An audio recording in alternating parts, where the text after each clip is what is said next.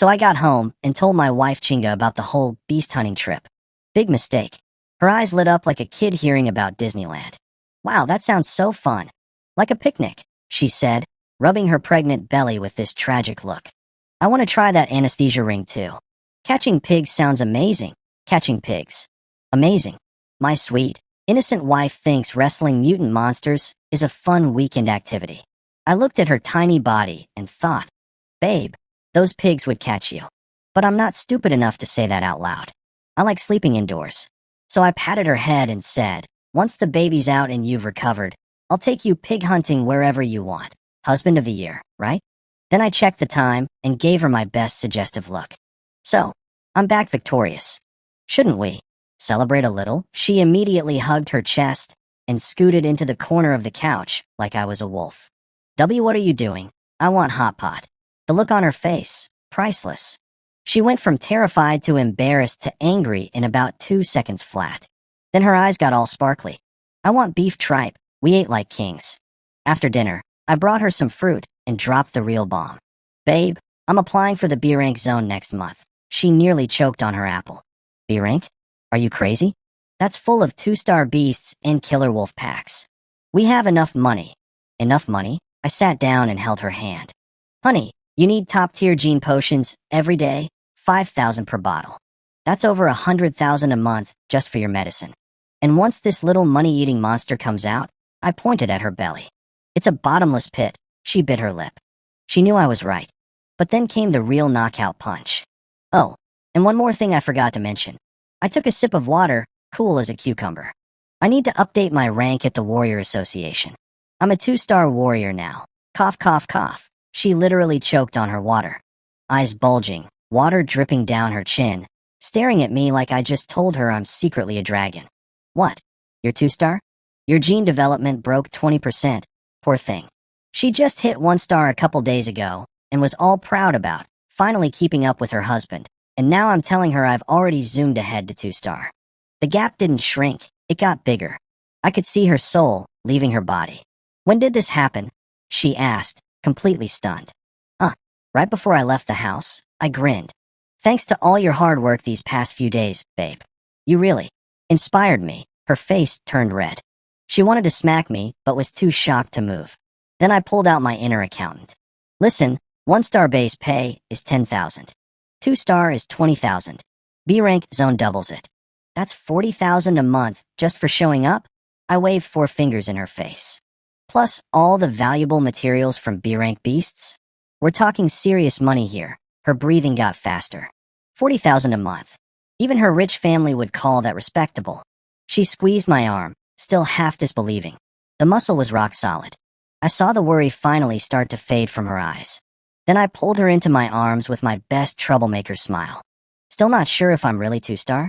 How about we run some tests tonight? That night, I opened the Warrior Association app and hit rank change application, 2-star. My finger barely left the screen before my phone started buzzing.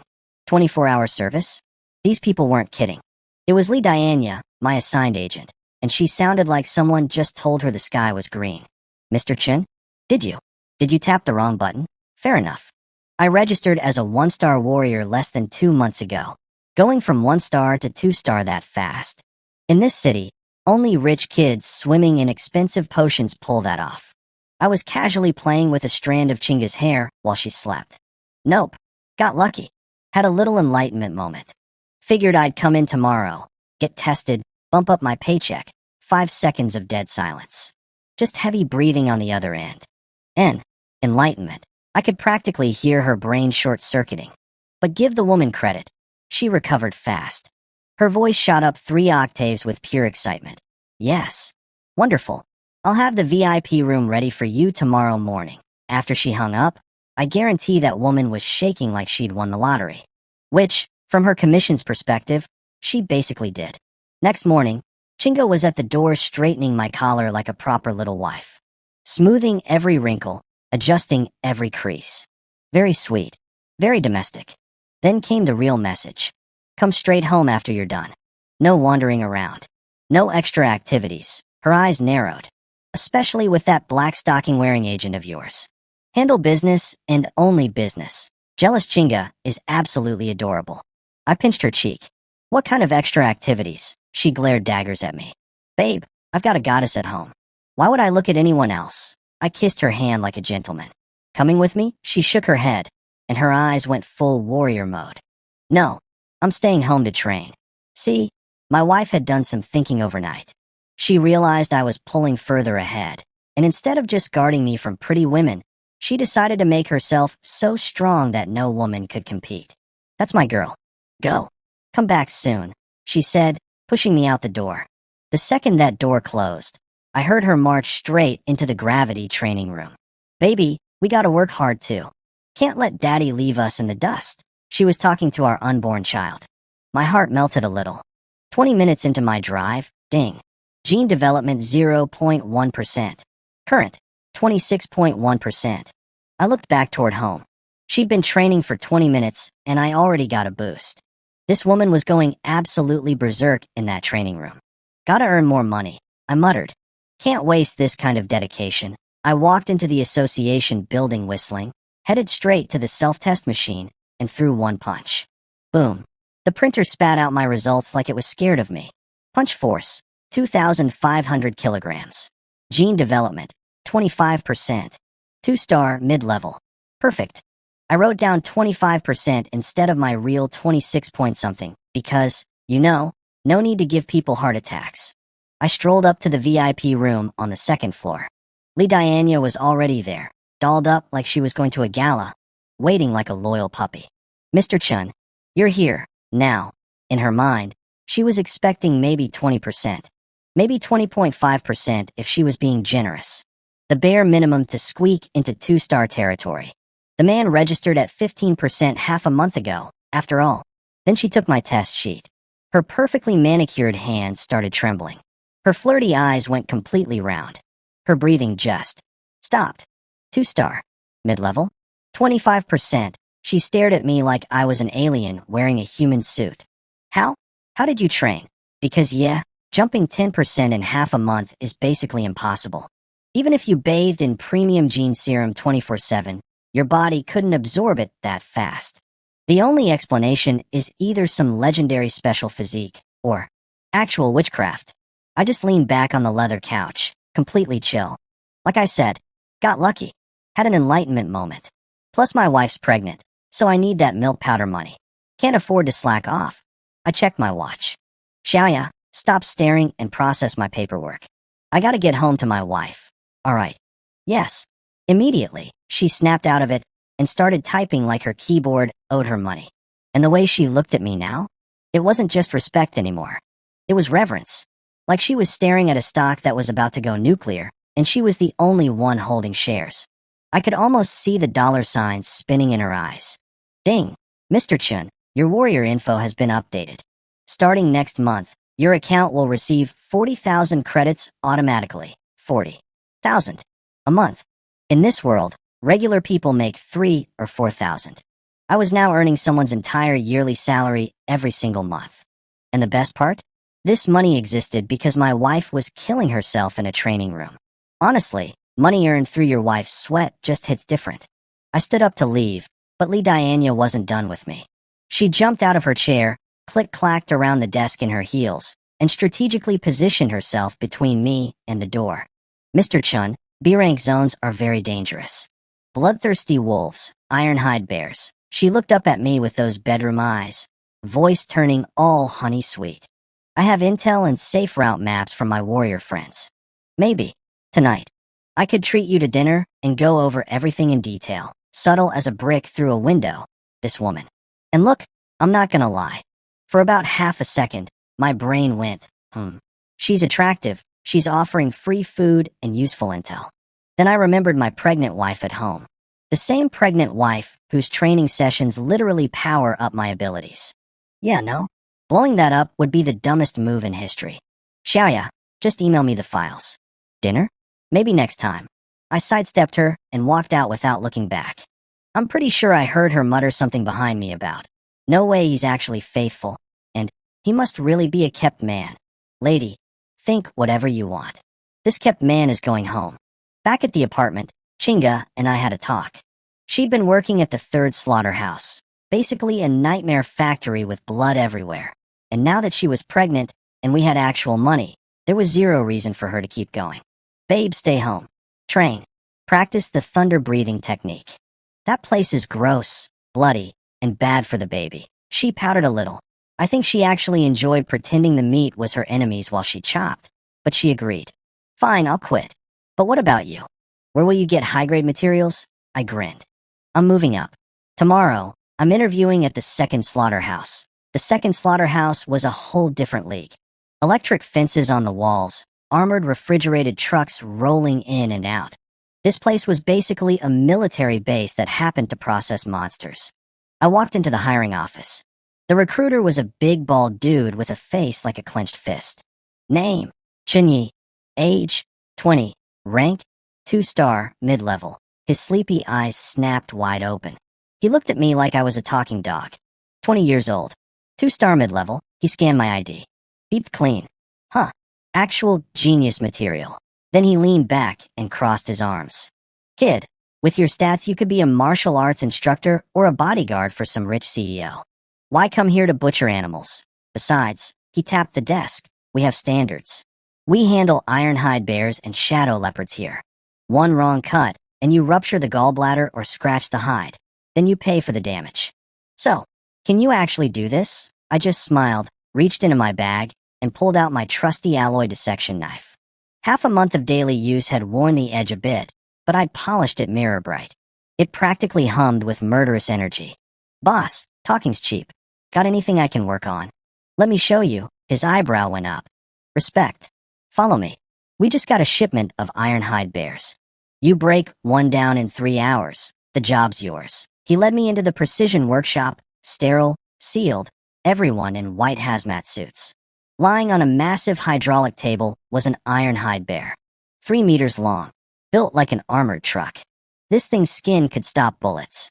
Baldy pointed at the beast and laid down the rules. Hide peeled off in one piece. No scratches. Gallbladder removed whole. Not a single nick. Paws separated along the joint lines. 3 hours. Go. I looked at that enormous bear, twirled my knife between my fingers, and thought, buddy, you have no idea how many animals I've taken apart these past 2 weeks. Let's dance. The veteran workers gathered around like it was fight night. I could hear them placing mental bets. Think this kid can handle it? No chance. Ironhide bear skin sticks to the meat like glue. Takes years to learn. Look at those baby hands. Bet he can't even hold the knife steady. I tuned them all out, stepped up to the table, and took one deep breath. Everything clicked. My master-level dissection skills combined with 2-star senses turned that bear into a 3D blueprint in my head. I could see every weak point, every seam, every joint gap glowing like a cheat code. I found the sweet spot, a tiny crescent-shaped patch under the neck where the armor was thinnest, and slid my blade in like butter. SHHHHK. That iron-tough hide that supposedly stops bullets? Under my knife, it was tofu. Soft, obedient tofu. I moved around that table like a dancer. Knife flashing up, down, left, right. Skin off. Bones separated. Gallbladder extracted. Paws detached at the joints. Zero hesitation. Zero wasted motion. The trash talking behind me went real quiet, real fast. What the? Is this kid a reincarnated butcher god? He's not even looking at the joints. How is every cut landing perfectly in the cartilage gap? Clang. Last paw off. Lined up neat on the tray like I was presenting sushi. I sheathed my knife and checked the clock. 1.5 hours. And I was going slow on purpose. Baldy's jaw was on the floor. He rushed over and inspected the hide. Perfect, not a scratch. Checked the gallbladder. Flawless, glowing emerald green. His eyes went full cartoon $signs. Brother? No. Master Chun. He grabbed my hand like I was his long-lost son. Welcome to the second slaughterhouse. Base salary 30,000. 500 credits per bear. Plus 2 pounds of free beast meat daily, and everything else at 80% off. Deal. Now here's where it got really interesting. After doing research and some personal experiments, I discovered a problem. Beast meat is basically nuclear-powered protein, but it's also slightly toxic. Normal warriors like Chinga can only eat small amounts before the toxins start piling up. That's why purified gene potions cost a fortune, they're the safe version. So I needed to be careful with how much I fed my wife. But me? I had a theory about myself. To test it, I snuck a raw chunk of ironhide bear liver at work and swallowed it. The wild energy hit my body like a freight train. My skin tingled for about 2 seconds. Then my perfected radio calisthenics purification kicked in. My thunder breathing technique started vibrating through my organs, and burp. One meaty, slightly disgusting burp later, every trace of toxin was gone. Just expelled. Like my body had a built-in hazmat disposal unit. I'm literally a walking water filter, I realized. This meant I could eat beast meat like rice and save all the expensive potions for Chinga. Brilliant. When I got home, my wife bounced up to the door. How'd it go? I scooped her into my arms. Babe, your husband never fails. Hired on the spot. 30,000 base, fat commissions, and meat at wholesale prices. Amazing. She wanted to jump for joy, but remembered the baby and settled for shaking my arm like an excited puppy. I knew my husband was the best. Then she noticed my eyes changing. That warm, I love my wife, look was slowly morphing into something. Hungrier. Way hungrier. Like a wolf spotting a rabbit. I'll go get you some water. She tried to bolt. Cute. But rabbits don't escape wolves in their own den. One long arm, one gentle pull, and she was right back against my chest. Don't need water, I murmured, nose touching hers. I'm in the mood for something else. No? Wait. MMPH. Resistance was, as always, futile. Skip 10,000 words of cardio. Late that night, the system dropped a bomb. 10 development points. 10. I'd been scraping by with 1s and 2s, and now I got a full 10-piece combo meal. No hesitation. Not even a millisecond. System, upgrade tiger leopard, thunder breathing. Ding. Thunder breathing technique upgraded to perfected. 10 points well spent. This breathing technique was my foundation, my engine, my everything. And now it was maxed out. I lay there in the dark, wife sleeping peacefully on my chest, thinking, 30,000 salary, 40,000 government stipend, free meat, toxic immune body, and a perfected breathing technique. Not bad for a Tuesday.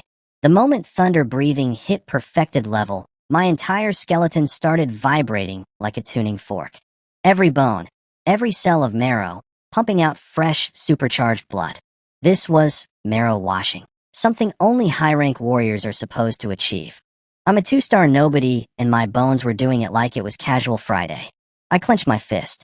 Strength and recovery? At least doubled. Beautiful. I still had 11 development points left, but I pocketed those for later. Instead, I grabbed my phone and did something responsible for once. I bought the official license for the thunder breathing technique. 50,000 credits. Gone. Just like that. My wallet screamed. My heart bled.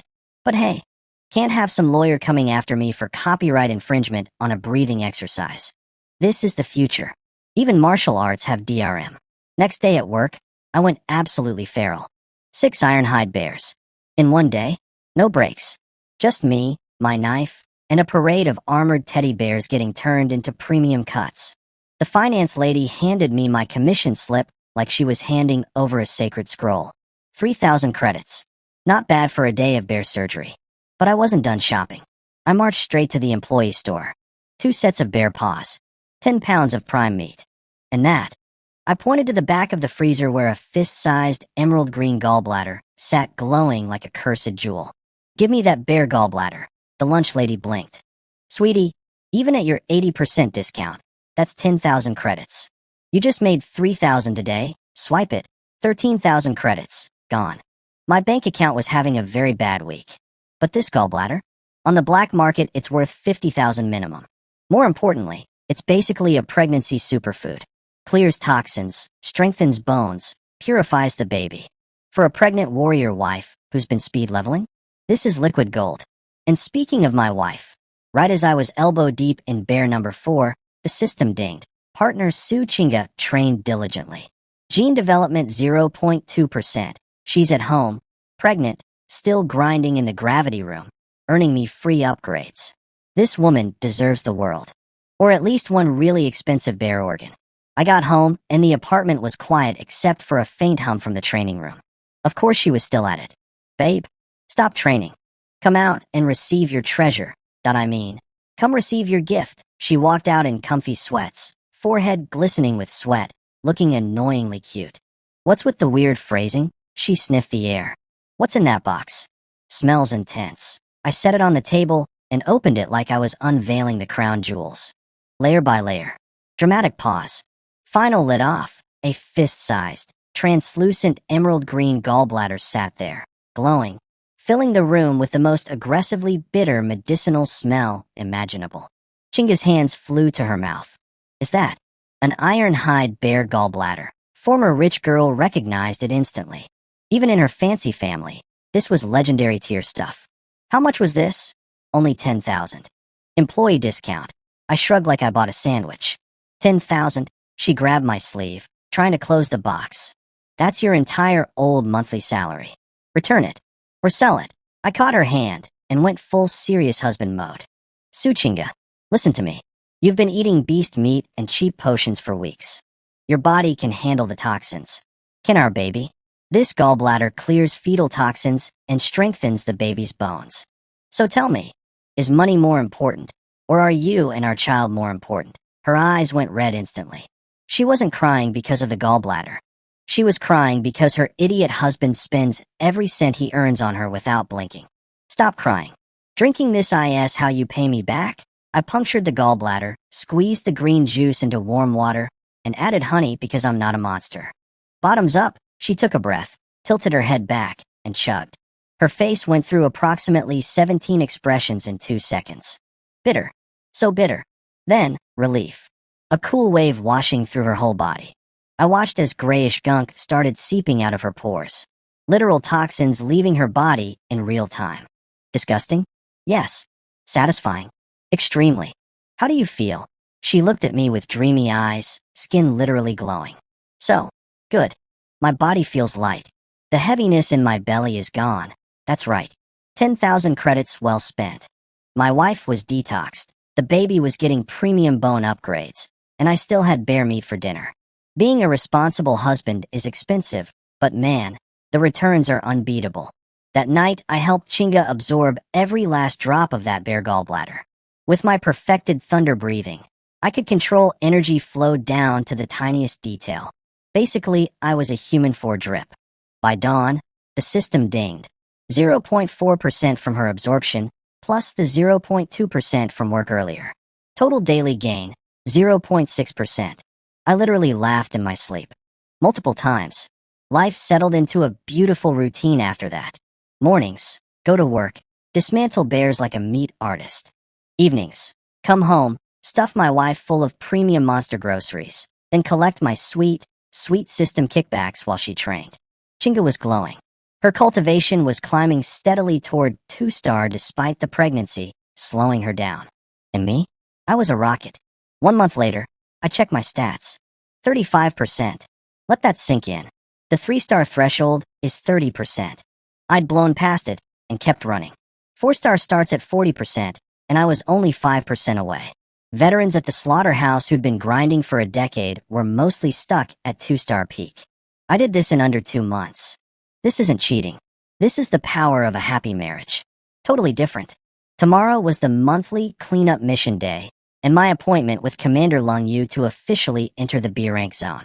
The C rank pocket money wasn't cutting it anymore. My wife's appetite for premium B supplements was growing faster than our baby, and only B rank monsters could keep up. Now, what I didn't know at the time, because I'm not psychic, was that a certain cockroach named Wong Kai was sitting in some restaurant booth, stirring cold coffee like a movie villain, plotting my murder. Apparently, this clown had people stalking me. He knew about my job at the second slaughterhouse, knew I was doing well, knew I was heading to B rank tomorrow, and it was eating him alive. How does an orphan with no background live better than me? Actual thing, this man was probably thinking while his coffee went cold. His 2 hired thugs, both peak 2-star warriors who hung around B rank zones like it was their backyard, laid it out for him. B rank territory is deep wilderness. Terrible drone coverage. Magnetic interference scrambles surveillance. People die there all the time. Nobody asks questions. And Wong Kai, being the absolute garbage person he is, wasn't just thinking about killing me. Oh no, he was thinking about what happens after. Pregnant wife, no family support, no income. A vulnerable widow who'd have no choice but to accept help from a generous benefactor. He was already fantasizing. This man looked at my pregnant wife and thought, investment opportunity. After it's done, I'll double the payment, he told his hitmen, practically drooling. The two thugs grinned. Kill some cocky newbie in the wilderness? Easy money. B-rank zone will be his grave. This time next year will be his death anniversary. Real dramatic stuff. Very cinematic. Here's the thing though. These idiots thought they were hunting a fresh 2-star rookie. They had absolutely no idea they were walking into a date with a hidden 3-star monster who could vibrate toxins out of his body and butcher armored bears like slicing birthday cake. But I didn't know about any of this yet. I was at home, cracking my knuckles, thinking about tomorrow's B-rank adventure and how many expensive monster parts one could bring home for my wife. Ignorance is bliss, I guess. For them. Now, what I didn't know at the time was that Wong Kai's hired thugs weren't actually planning to kill me. Turns out even hitmen have a brain cell or two. The scarred guy, Knife Bro, smacked his partner upside the head the moment Wong Kai left. You idiot. If we actually kill that kid, Commander Lung Yu will skin us alive. You think that trust fund baby Wong Kai can protect us? Their real plan? Cripple me. Make it look like a beast attack, then leave breadcrumbs pointing back to the Wong family. Apparently Knife Bro had beef with Wong Kai's uncle and wanted to use me as bait to start a war between the Wong family and Lung Yu. Layers upon layers of scheming. These guys thought they were playing 4D chess. Spoiler, they were playing checkers. Against a guy who'd already flipped the board. But anyway, I had shopping to do. My trusty slaughterhouse knife was great for cutting up dead bears. But live, angry bears in the wild? I needed an upgrade. I hit the Warrior Mall on the first floor. I need a blade that can cut through 2-star beast armor, I told the salesgirl. Half an hour and 50,000 credits later, I walked out looking like a completely different person. Black nano-weave combat suit. Matte finish, breathable, triple the defense of standard gear. And strapped to my back? A sleek black warblade called Black Fawn. My wallet was crying again, but hey, you don't bring a butter knife to a bear fight. Next morning, Chinga was waiting at the door holding my new sword like it was a newborn. Her eyes were doing that thing where they're trying to be brave, but are clearly terrified. Be careful. Don't be greedy. Don't show off. If it's dangerous, just run. Finish the minimum and come home. We'll be waiting for dinner. I took the blade, cupped her face, and kissed her properly. Then, because I'm me, relax, babe. Think of it as a grocery run. You finished those bear paws, right? Tonight, I'll bring fresh ones. Braised. Great for your skin. You in your mouth. She laughed and shoved me toward the elevator. Mission accomplished. Worry levels reduced by at least 60%. The second that elevator door closed, I guarantee she marched straight into the gravity room. That woman refuses to just wait around. She wants to be strong enough that I never have to worry about her either. Honestly, power couple goals. I arrived at Assembly Plaza number 7, the B-rank staging area. Night and day compared to C-rank. Fewer people, but every single one of them radiated, I will end you, energy. Commander Lung Yu was waiting at the entrance, rocking a navy blue combat suit that made her look like she could bench press a truck. She actually smiled when she saw me. From Lung Yu, that's basically a standing ovation. I expected you'd come, but breaking through to 2-star this fast, she eyed my new badge. A 20-year-old 2-star would be impressive even in the capital's elite training camps. My talent scouting skills haven't gone rusty. Then she introduced my teammates. Luo Feng, tall guy, crew cut, carrying a spear, face like he'd never smiled in his life. 2-star, early stage. Lin Xia, short-haired girl, sharp eyes, slim build, fancy sword on her hip. Also 2-star, early stage. Lung Yu explained, you're all B-rank rookies. I recommend teaming up for your first run.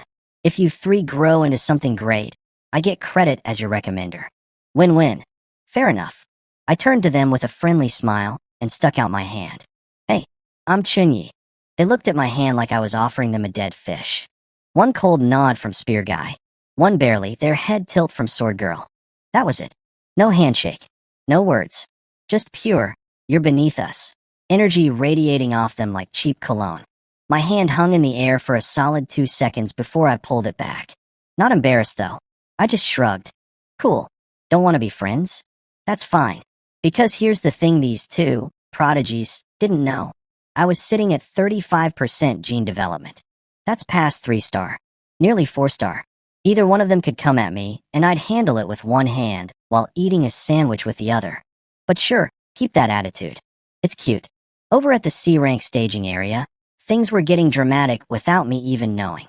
Jiang Nan, my neighbor, the one who's been giving me, notice me, vibes, was staring at me from across the plaza like I was the main character in her favorite drama. Which, to be fair, I am. Wow, he's already going to B-rank? Lung Yu personally recruited him. She sounded impressed and salty at the same time. Like biting into a really good lemon. Standing next to her, Wang Kai. That cockroach. He was glaring at me with enough hatred to power a small city. Favored by Lung Yu? So what? He muttered, voice dripping with murder. The higher they climb, the harder they fall. Jiang Nin caught the vibe immediately. She's not dumb. Everyone knows Wang Kai is the pettiest man alive. She could practically smell the assassination plot. To her credit, she actually tried to warn me. But Wang Kai was right there, watching like a paranoid hawk. She hesitated. Was one neighbor worth making an enemy of a rich psycho? Then Wang Kai got distracted by one of his lackeys running up with some problem. The second he turned around, Jiang Nin whipped out her phone like a gunslinger. Little handsome guy, be careful. Someone might be targeting you. Stay safe. Send. Done. She exhaled like she'd just defused a bomb. Then she looked up at me expectantly, waiting for what? Gratitude? A heart emoji? A dramatic nod of acknowledgement across the crowd. My watch buzzed. I read the message. Looked up, found her in the crowd, and gave her absolutely nothing.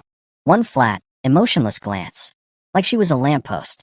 Then I turned around and walked into B-rank territory without so much as a nod. I could feel the rage radiating from her direction. Look, it's not that I'm ungrateful. I just had bigger things on my mind than texting back, THX, to a woman I barely know while walking into monster territory. Also, my wife has supernatural jealousy radar. I'm not opening that can of worms. But apparently Jiang Nin took it very personally. I'm told she stomped her foot, looked down at her own admittedly impressive figure, touched her face, and had a full existential crisis about whether she was attractive enough. Then she stormed off cursing my name. Good heart treated like garbage. Die for all I care. Saves me the headache. Sorry, Jiang Nan. Maybe next life. Inside B-rank territory, the team dissolved instantly. The moment we hit the forest, Spear Guy and Sword Girl looked at each other, didn't say a single word to me, and vanished in opposite directions like I had a disease. Fine by me. Lone wolf it is. I hadn't walked far when I heard clanging up ahead, peeked through the bushes, and spotted Luo fighting an ironhide bear. Now, I'll give him this, his footwork was pretty. Spinning around that bear like a ballerina with a spear, poking little holes everywhere, dodging swipes. But those wounds. Scratches. Paper cuts. He was basically giving that bear acupuncture. Is he giving it a pedicure? I thought, genuinely confused. If that were me. One slash to the ankle tendons, immobilized. Second stab through the lung, bleeding out. Third cut, done. Total time, maybe 15 seconds. This guy had been dancing around for who knows how long, and the bear looked more annoyed than injured. I shook my head and kept walking. Not my circus, not my acupuncture bear. Of course, Luo saw me leave. And naturally, instead of thinking, maybe that guy knows something I don't, his takeaway was, humph, peasant. He clearly can't appreciate the beauty of my dragon swimming steps. A brute butcher like him could never understand true martial artistry. Neither he nor Lin Xia are worthy of being my rival. And then, I swear this actually happened, he thought to himself, my only true opponent is myself, buddy, my dude, my guy. You've been slapping a bear with a toothpick for 20 minutes. Your only true opponent is your own denial. About a kilometer deep into the forest, the trees got tall enough to block most of the sunlight. Real horror movie vibes. Perfect. Then I heard it. Heavy footsteps, branches snapping like toothpicks, and out of the bushes stepped my old friend. 3 meters tall, jet black fur with a metallic sheen. Tiny blood-red eyes full of pure, I'm going to murder you, energy. A prime adult male ironhide bear. Peak 2-star strength. ROARR. It screamed in my face so hard the dead leaves on the ground flew up. Its breath smelled like a dumpster fire had babies with a sewage plant. Any normal 2-star rookie would have turned into a puddle of fear and sprinted the other way. Me? I smiled. Like genuinely smiled. Because you know what I saw? A coworker. Well, if it isn't my buddy. I've been seeing your relatives lying on my cutting table every day for a month. Nice to finally meet a living one. I crossed my arms and just studied it. Didn't even draw my weapon. After butchering hundreds of these things at the slaughterhouse, I knew this animal's body better than my own. Where the skin is thickest, where it's tender, where one cut hits the main artery. In my eyes, this terrifying apex predator was basically a walking diagram covered in dotted red lines labeled, "Cut here." The bear did not appreciate being window-shopped. It roared again, reared up on its hind legs, and swung both paws down at my skull like twin sledgehammers. One clean hit would have turned my head into a pancake. Too slow, I slid half a step sideways. No flashy moves, just surgical precision, and the paws whooshed past my ear. Blade out. One flash of steel. I didn't bother trying to hack through its armor. Instead, I slipped my blade right under its raised arm, the armpit. There's a tiny white mark there where the lymph node meets the main artery. The one gap in its entire defense. Schlick. Hot knife through butter. Blood geyser. The bear screamed. But I was already inside its guard, dancing around its massive body like I was waltzing with it. Slash. Between the ribs. Slash. Abdominal nerve cluster. Slash. Both ankle tendons. 3 cuts. 3 seconds. Done. 3 tons of nightmare fuel crashed to the ground like a demolished building. Legs twitching, lungs punctured, tendons severed. It couldn't stand, couldn't roar, couldn't do anything but bleed and wonder how this tiny human knew its body better than it did. First one down. Payday starts now. I was feeling great. Beautiful day, beautiful kill, beautiful, busy. My ears caught it. 100 meters behind me. Breathing. 2 sets. Fast, nervous breathing. And leaves rustling in a way that wind doesn't cause. I didn't turn around. Kept bending over the bare carcass like nothing happened. But underneath my calm exterior, my mouth curved into something cold. Already? That was fast, Wong Kai. Meanwhile, up in a tree 100 meters back, 2 very nervous hitmen were having a crisis. The big guy was practically choking. That was a full-grown ironhide bear. He killed it in 3 seconds. And that knife technique, it's like he had X-ray vision. He went straight for every gap, like he had a map. Knife Bro was gripping his binoculars so hard his knuckles were white. Wong Kai's intel is garbage. Garbage. This isn't a 2-star rookie. That explosive power, that accuracy. This kid's knocking on 3 stars' door. Should we bail, Knife Bro? This feels really bad. Knife Bro hesitated. He looked at my back, relaxed, unaware, totally exposed. Greed 1. We go? Now. He just burned energy fighting that bear. He's probably careless. There's 2 of us, both peak 2-star veterans. We can handle 1 baby bird. Plus, this is a surveillance dead zone. It's the perfect chance. Oh, boys. You have no idea. That, unaware, back you're staring at? It belongs to a hidden 3-star who just killed your worst nightmare in 3 seconds without breaking a sweat. But sure, come on down. I'm not going anywhere. The wind shifted. Not natural wind, murder wind. Die. Big guy dropped from the trees like a psycho lumberjack, his massive battle axe aimed straight at the back of my skull. At the same time, Knife Bro slithered down silent as a snake, twin poison daggers targeting both my kidneys. Coordinated. Professional. Deadly. Against a normal rookie? Game over. Against me? Comedy show. See, they thought I was relaxed and off guard, adorable. I'd heard them breathing up in that tree for the last 2 minutes. I was literally just waiting for them to commit. The axe was half a meter from my head when I looked up. Not panicked. Not scared. Just amused. I've been waiting for you guys. Then I activated my party trick. Tiger Leopard Thunder Roar. Perfected level. HRN and GHH. This wasn't a scream. This was my internal organs and blood vessels vibrating at a frequency that turns your brain into scrambled eggs. A sonic shockwave, point-blank range, straight into both their eardrums. Boom. Both of them froze mid-air like someone hit the pause button. Eyes went blank. Blood flow disrupted. Attack stalled for 1 precious second. 1 second is all I ever need. I ducked under the frozen axe, angled my blade upward, found the gap between big guy's armor plates at the armpit, same sweet spot as my bears, and drove it home. Squelch. Through the lung. Through the aorta. Done. His eyes went wide as dinner plates. The axe slipped from his fingers. Blood sprayed through his hands like a broken faucet. He dropped to his knees and face-planted, dead before he hit the ground. 1 second. 1 kill. Old 3. Knife bro screamed. I watched the exact moment his brain switched from attack to, oh no. The color drained from his face so fast I thought he might faint. This isn't a rookie. This is 3-star. Wang Kai set US up. He spun and bolted for the trees. Smart choice. Too late though. Leaving already? No. I pushed off the ground so hard the dirt cratered under my feet. At 35% gene development, my speed absolutely demolished his 28%. 2 seconds, and I was right behind him. Wait.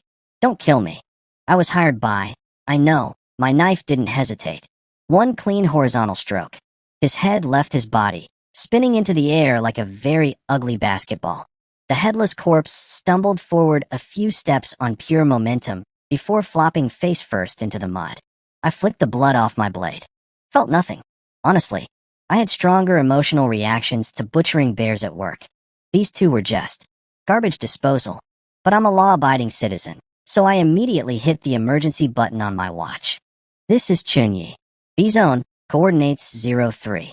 2 peak 2-star warriors ambushed me. Both eliminated. Requesting support. Short, clean, professional. 5 minutes later, boom. A streak of dark blue screamed across the sky and slammed into the clearing like a meteor. Lung Yu. She looked ready to murder whoever had messed with her recruit.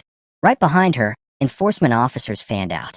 And then, huffing and puffing, Luo Feng and Lin Xia arrived. What happened? What was all that NOI? Luo Feng stopped talking. Stopped moving. Stopped breathing, probably.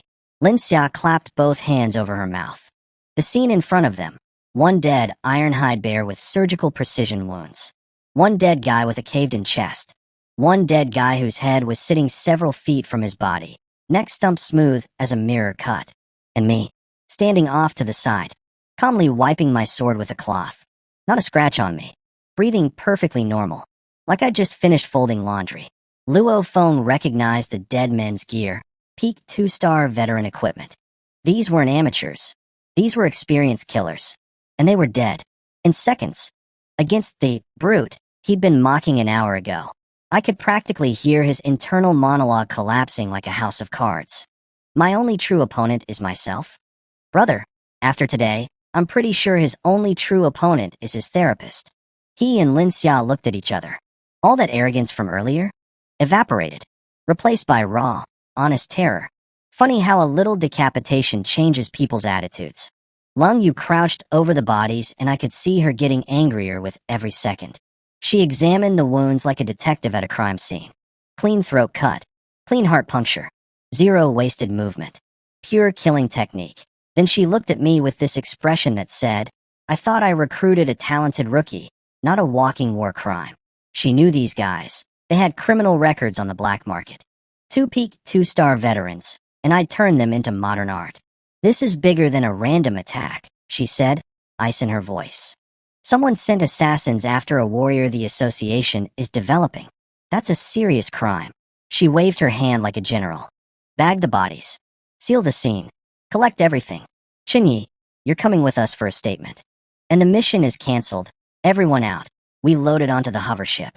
Luo Feng and Lin Xia trailed behind me like traumatized ducklings. I could feel them staring at my back with completely different energy than this morning. Funny how decapitating someone recalibrates people's respect levels. At the Warrior Association, I got escorted to a special interrogation room. Cold metal walls, harsh lighting, you're in trouble, vibes. Except I wasn't in trouble. I was the victim. A very well-armed victim. The interrogator was Captain Lei Lingling. And oh, I remembered her. She was the law enforcement officer who handled that incident at our old apartment complex 2 months ago, back when I was still a nobody. She'd seen me as some green kid with potential. Now she was staring at her tablet showing 2-star warrior and looking at me like I was an alien. This woman had been training for years and was only at 22% gene development. I'd lapped her in 2 months. Plus the whole solo killed 2 peak 2-star assassins instantly. thing probably wasn't helping her self-esteem. It's self-defense, and Commander Lung Yu can vouch for you, she said, trying to sound professional. But we need to follow procedure. Any idea who sent them? I leaned back in my chair, fingers laced on the table. Calm. Collected. Like I was ordering coffee. Wong Kai. Then I laid it all out. The restaurant confrontation. The trash talk at C-Rank staging. The suspicious tales in the field that backed off when drones appeared. Clear motive, clear means, clear opportunity. I presented it like a lawyer closing a case, not like a guy who almost got axed in the head 20 minutes ago. Lei Lingling was impressed by my composure. I think she expected crying or rage. Instead, she got a TED Talk on attempted murder logistics. Then, knock knock, a tech officer burst in and whispered something in her ear. He handed over a freshly printed report. Her face went through about 6 colors in 2 seconds. Turns out the tech team cracked Knife Bro's encrypted phone. Inside, they found deleted chat logs. And guess what was in there? A bank transfer. 50,000 credits. Sender, Wong Kai. Note, down payment. And a draft message that was never sent. Don't worry, young Master Kai. B-Zone will be his burial ground. Boom. Case closed. Evidence so solid you could build a house on it. Money trail, communications, motive, my testimony. This was a textbook hired assassination attempt. But here's where it got political. Lei Lingling was holding that report like it was a live grenade. Because Wong Kai isn't just some random rich idiot. He's the nephew of Wang Zheng, a senior official at the Warrior Association. Same rank as Lung Yu. Maybe even more political pull in some areas. And everyone knows Wang Zheng and Lung Yu have been butting heads for years. So now the math was, Lung Yu's prized recruit was nearly murdered by Wang Zheng's nephew. This wasn't a criminal case anymore. This was a political bomb with a lit fuse. I watched Lei Lingling rub her temples like she was developing a migraine in real time. She looked at me with an expression that clearly said, "Kid, you are a walking disaster magnet." Then she took a deep breath and made her call. Don't file this through normal channels. Send it directly to Commander Lung Yu. This is above our pay grade. Translation, I am not touching this grenade. Let the big dogs fight it out, smart woman. I just sat there, perfectly calm, waiting for the storm to begin. Wong Kai, buddy, you transferred 50,000 credits with your real name, left a paper trail a child could follow, and your hitman saved a draft message bragging about killing me. Criminal mastermind, this guy was not. Now, I wasn't there for what happened next, but I heard all about it later. And honestly, it was better than any drama series. First, Lung Yu read the report. She punched her desk so hard she left a dent in solid alloy. This woman is a 6-star warrior. That desk probably cost more than my apartment.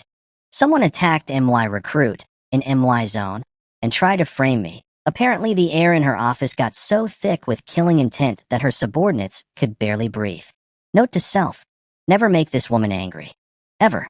Meanwhile, across town, the star of our comedy, Wong Kai, was hiding in a private club, pacing around like a cockroach that knows the lights are about to turn on. Why haven't they called back? It's been 3 hours. Both hitmen's phones. Off. No messages. No updates. Just silence. The kind of silence that means your assassins are dead and your life is over. Then the door slammed open. In walked his father, Wang Gang, looking like he was about to commit a murder of his own. Behind him, Wong Kai's mother, crying, mascara running everywhere. And bringing up the rear, the big boss himself, Uncle Wang Zheng. Senior official at the Warrior Association. The man who's supposed to be the Wang family's shield and sword. Wang Zheng was rolling walnuts in his hand, which apparently is what powerful old men do when they're calculating how to dispose of a family member. Uncle. Dad. M.O. slap. His father crossed the room in 3 steps and hit him so hard Wang Kai spun like a top. Half his face swelled up instantly. Blood from the corner of his mouth. And this was the gentle version. His dad hit him first specifically because if Uncle Wang Zheng did it, Wang Kai would literally die. The man is a high-rank warrior. One slap would have been a closed casket funeral. Dio, you know what you did. His father was shaking, spit flying everywhere. You hired 2 peak 2-star killers to murder a rookie, and they got reverse killed. The association has your phone records, your bank transfers, your chat messages. Everything points to you. You attacked someone that Lung Yue personally recruited. Do you have a death wish? Slap. Another one for good measure. Wang Kai's brain was still buffering. Dead? There. Dead. But they were peak 2-star. And Chunyi is just. He's just a freeloader who. Freeloader? His dad nearly had an aneurysm. That guy was playing dumb the whole time, and you fell for it like an idiot. You're the real waste here. Reality finally hit Wang Kai like a freight train. If convicted of hiring assassins to kill a warrior the association was cultivating, that's not just prison. That's getting stripped of warrior status and shipped to the front lines as cannon fodder, which is basically a fancy death sentence. He did what any brave, dignified young man would do. He crawled across the floor, grabbed his uncle's leg, and sobbed like a toddler. Uncle, save me. You're a senior official. You can delete the evidence, right? Just erase the records, and I'm fine, right? Uncle Wangjing looked down at this blubbering mess clinging to his leg with an expression of pure disgust. Delete it, wham. He kicked Wang Kai in the chest so hard the kid flew across the room and smashed into the wall. Blood sprayed from his mouth like a fountain. Son, Xiao Kai. Both parents rushed to scrape their boy off the floor. Wang Kai's mother, mascara running down to her chin, turned to Wang Zheng with desperation in her voice. What if we just let him run? Another city? The black market? Hide until this blows over. Wang Zheng's response could have frozen lava. Run? Every surveillance system in the city already has his face flagged. If he runs, it's fleeing from justice. That makes it worse. Then it's not just him who dies. The entire Wang family gets labeled as accomplices. Hundreds of people dragged down because of this worthless nephew. You want to sacrifice the whole clan for this moron? Silence. Total, devastating silence.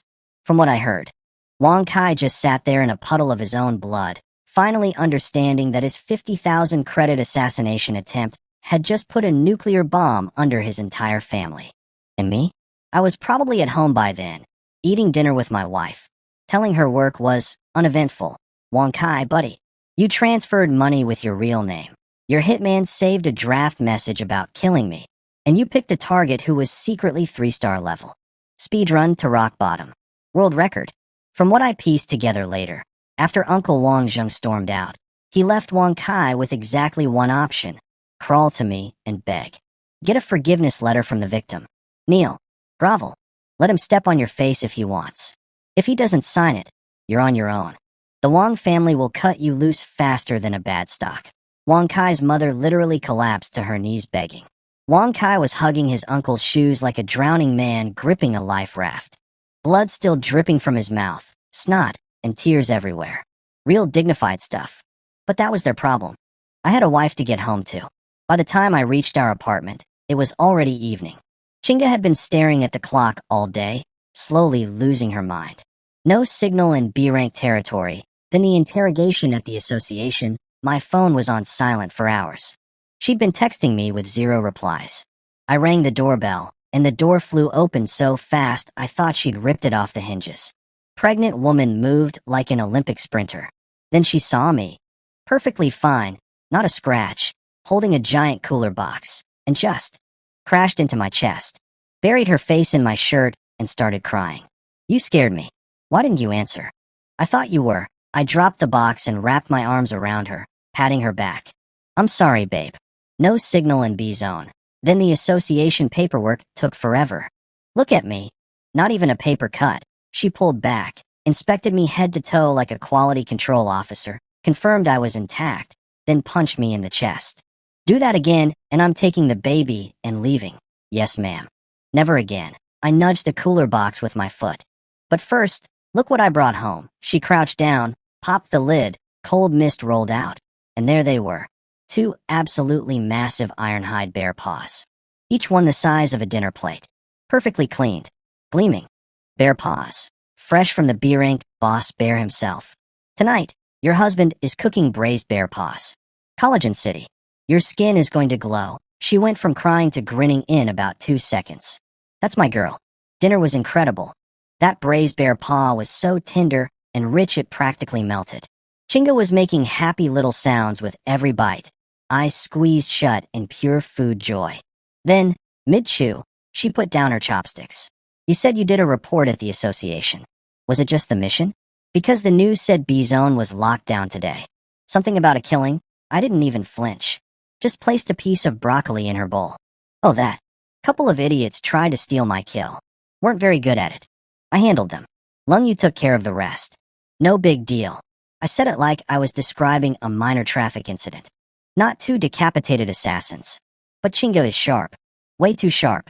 Was it? Wang Kai. I looked at her. Those eyes missed nothing. Probably, I admitted. But don't worry. He kicked an iron wall this time. Lung Yu is involved now. The Wang family is about to have a very bad week. I rubbed her belly and switched to my sunshine smile. Let's just enjoy our bare paws, grow our baby, and maybe do some evening exercises. Exercises, you know? Training. Cultivation. Cardio. Her face went tomato red. I'm pregnant. You pervert. Pregnant women need moderate exercise. Doctor's orders. Since when are you a doctor? Buzz. My phone rang. Timing. Every single time. My phone rang. Unknown number. My gut said, this is going to be stupid. My gut was right. I picked up and hit speaker so Chinga could hear. Chinyi, that voice. Wang Kai. And even after getting slapped around by his entire family, beaten until he was spitting blood, and told his life was basically over, this clown still had attitude. It's Wang Kai. Today was a misunderstanding. My uncle told me to talk to you. 3 million credits. That's enough for a poor nobody like you to live on forever. Signed the forgiveness letter, dropped the charges, and I hung up. Didn't even let him finish his sentence. Just click. Gone. Bye. Chinga looked worried. Are you sure about this? That's the Wang family. And 3 million is a lot of money. 3 million? I almost laughed. Is he tipping a street beggar? I pulled her close and broke it down. Babe, think about this legally. Hiring assassins to kill a warrior the association is personally developing? That's a major crime. Under the warrior compensation law, for attempted murder this serious, the standard forgiveness letter payout is 10 times the victim's annual income. I started counting on my fingers. Last month at the second slaughterhouse, salary plus commissions, I made at least 150,000. That's 1.8 million a year. Times 10, I grinned so wide my back teeth showed. 18 million. Credits. HSSSS. Chinga sucked in air so hard I thought she'd vacuum the curtains off the windows. They'd actually pay that, she stammered. They don't have a choice. Unless Uncle Wang Zheng wants to watch his nephew get shipped to the front lines in a body bag, or watch the whole Wang family get publicly destroyed. I leaned back like a king on his throne. If I don't squeeze them dry, my name isn't Chunyi. And think about it.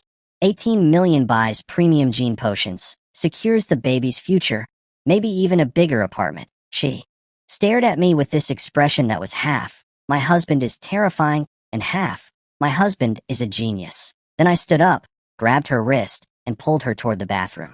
Enough business talk. We just ate a mountain of bear paw. Time for proper digestion. Let's shower. What? No. I just ate. Exactly. Hot water aids absorption. It's science. That is not science. Chinyi, you absolute. MMPH. Protest denied. Court adjourned. Meanwhile, back at Wang Kai's hideout, I'm told the scene was spectacular. Wang Kai was standing there holding his phone, face cycling through emotions like a slot machine. Shock. Confusion. Then volcanic rage. He hung up? That orphan. That garbage picker. I offered him 3 million, and he hung up on me. He turned to his dad. He doesn't know what's good for him. I'll call again, and slap. His father cracked him across the face so hard it split his lip open. Fresh blood joined the dried blood already crusted there. This kid's face was basically a Jackson Pollock painting at this point. I told you to beg. Beg. Does that sound like begging to you? You called him a poor nobody. You said misunderstanding. You tried to buy him like a servant. That man just killed 2 assassins with his bare hands and has Lung Yu backing him, and you're still acting like you're better than him. Wang Kai's mother rushed in crying. Stop hitting him. It's that Chin Yi who's unreasonable. Our son offered 3 million and slap. Wang Gang was so furious he accidentally backhanded his own wife. Yeah, that's where we were. Dad slapping son. Dad slapping mom. Everyone bleeding. Everyone crying. And me?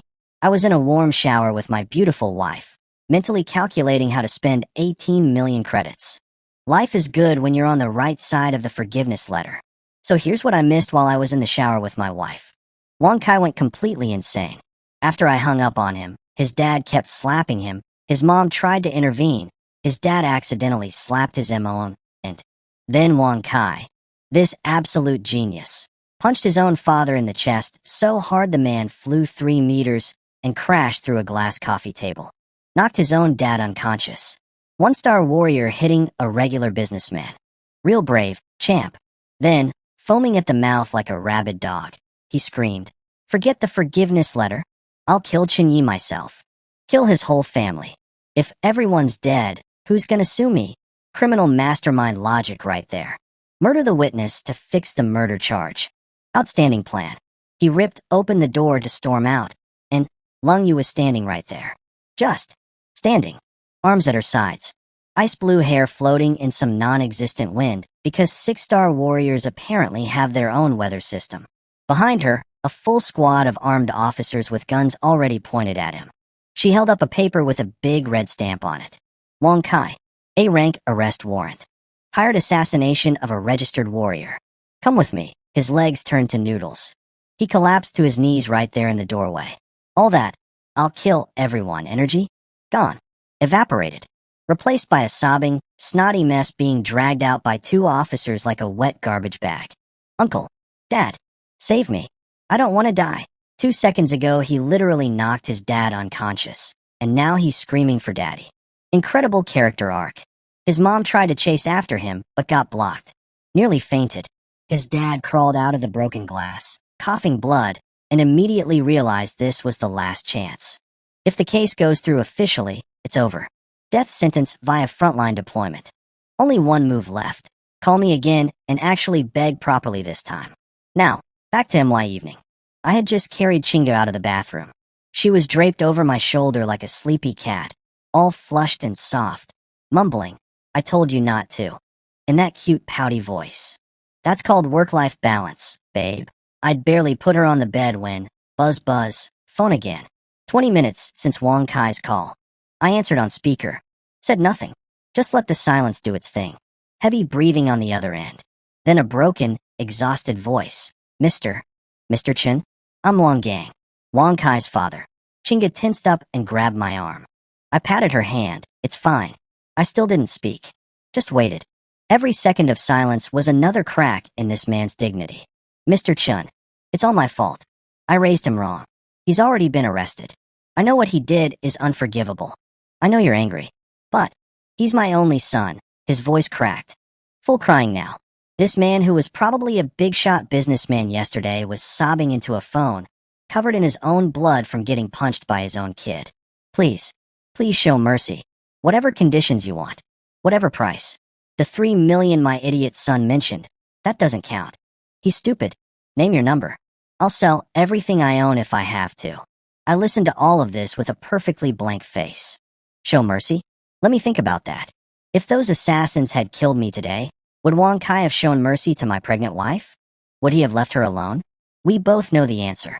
But I'm also not stupid. Wong Kai was already arrested. That's guaranteed. The question now was, do I let him rot for free, or do I squeeze every last credit out of this family first? Revenge is satisfying. But revenge plus 18 million credits? That's a retirement plan. I looked at Chinga, lying there in our warm bed, hand resting on her belly. Our baby. Our future. Then I looked at the phone, where a desperate father was waiting for me to speak. I let him wait a little longer. Time to negotiate. And by negotiate, I mean, watch a rich man destroy himself on speakerphone while my wife listens in her bathrobe. I finally spoke. "Mr. Wong, since you're so sincere, let me be straight. Your son tried to make it a 2-for-1 deal. Me and my pregnant wife. She's been so stressed, she's having pregnancy complications. So we're talking emotional damages, medical costs, lost income. We'll pay. Everything. Just name your price." I smirked and started tapping my finger on the nightstand. Tap, tap, tap. Nice and slow. Psychological warfare. See, Mr. Wong, kicking the ball back to me? That's not sincerity. Translation. You say the number first so I can tell you it's too low. I could hear the man's soul leaving his body through the phone. If he goes too low, I hang up and his son rots. Too high, and the family goes broke. Beautiful dilemma. 10 million. Chinga's entire body jolted like she'd been electrocuted. Her nails dug into my arm, so hard I nearly yelped. Her eyes went full saucer mode. 10 million. She was ready to scream yes. I put my finger on her lips. Shoo. Then I hit Wang Gang with the coldest voice I had. Mr. Wang, if you think your son's life is only worth 10 million, then there's nothing to discuss. Clearly money matters more to you than family. Let him reflect in prison.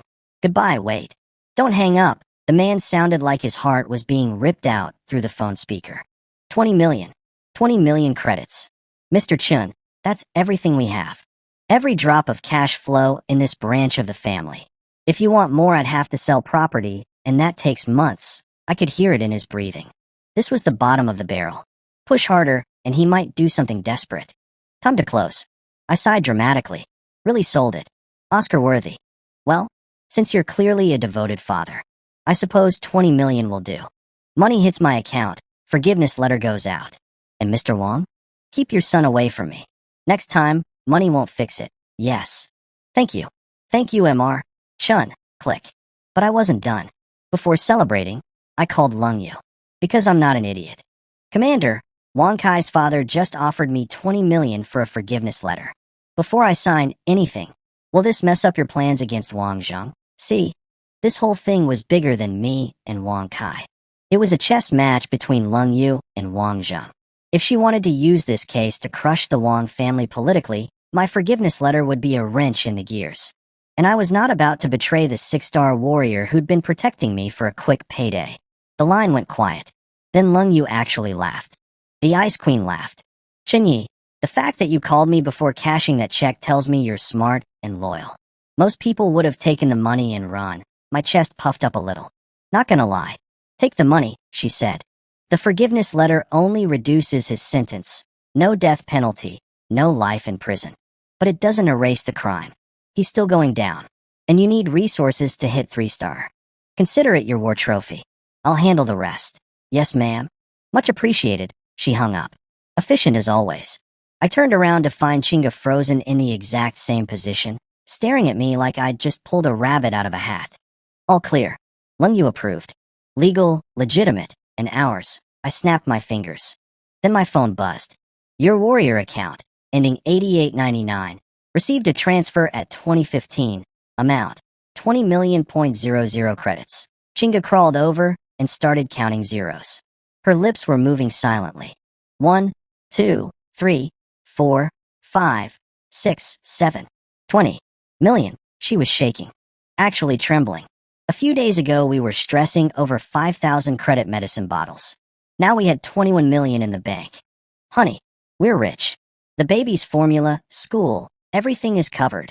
Formula? I scoffed. Babe, we're upgrading everything. No more deep blue potions. From now on, we drink purple crystal. 10,000 a bottle, the premium stuff. She was glowing. Literally glowing. Partly from the bear paw collagen, partly from the 20 million, partly from earlier activities. Then I leaned in with my signature troublemaker grin.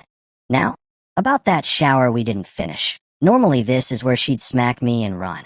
But tonight my wife looked at that bank balance, looked back at me, wrapped her arms around my neck, and hit me with bedroom eyes I didn't even know she had. For 20 million. Permission granted. That's my girl. Best. Tuesday.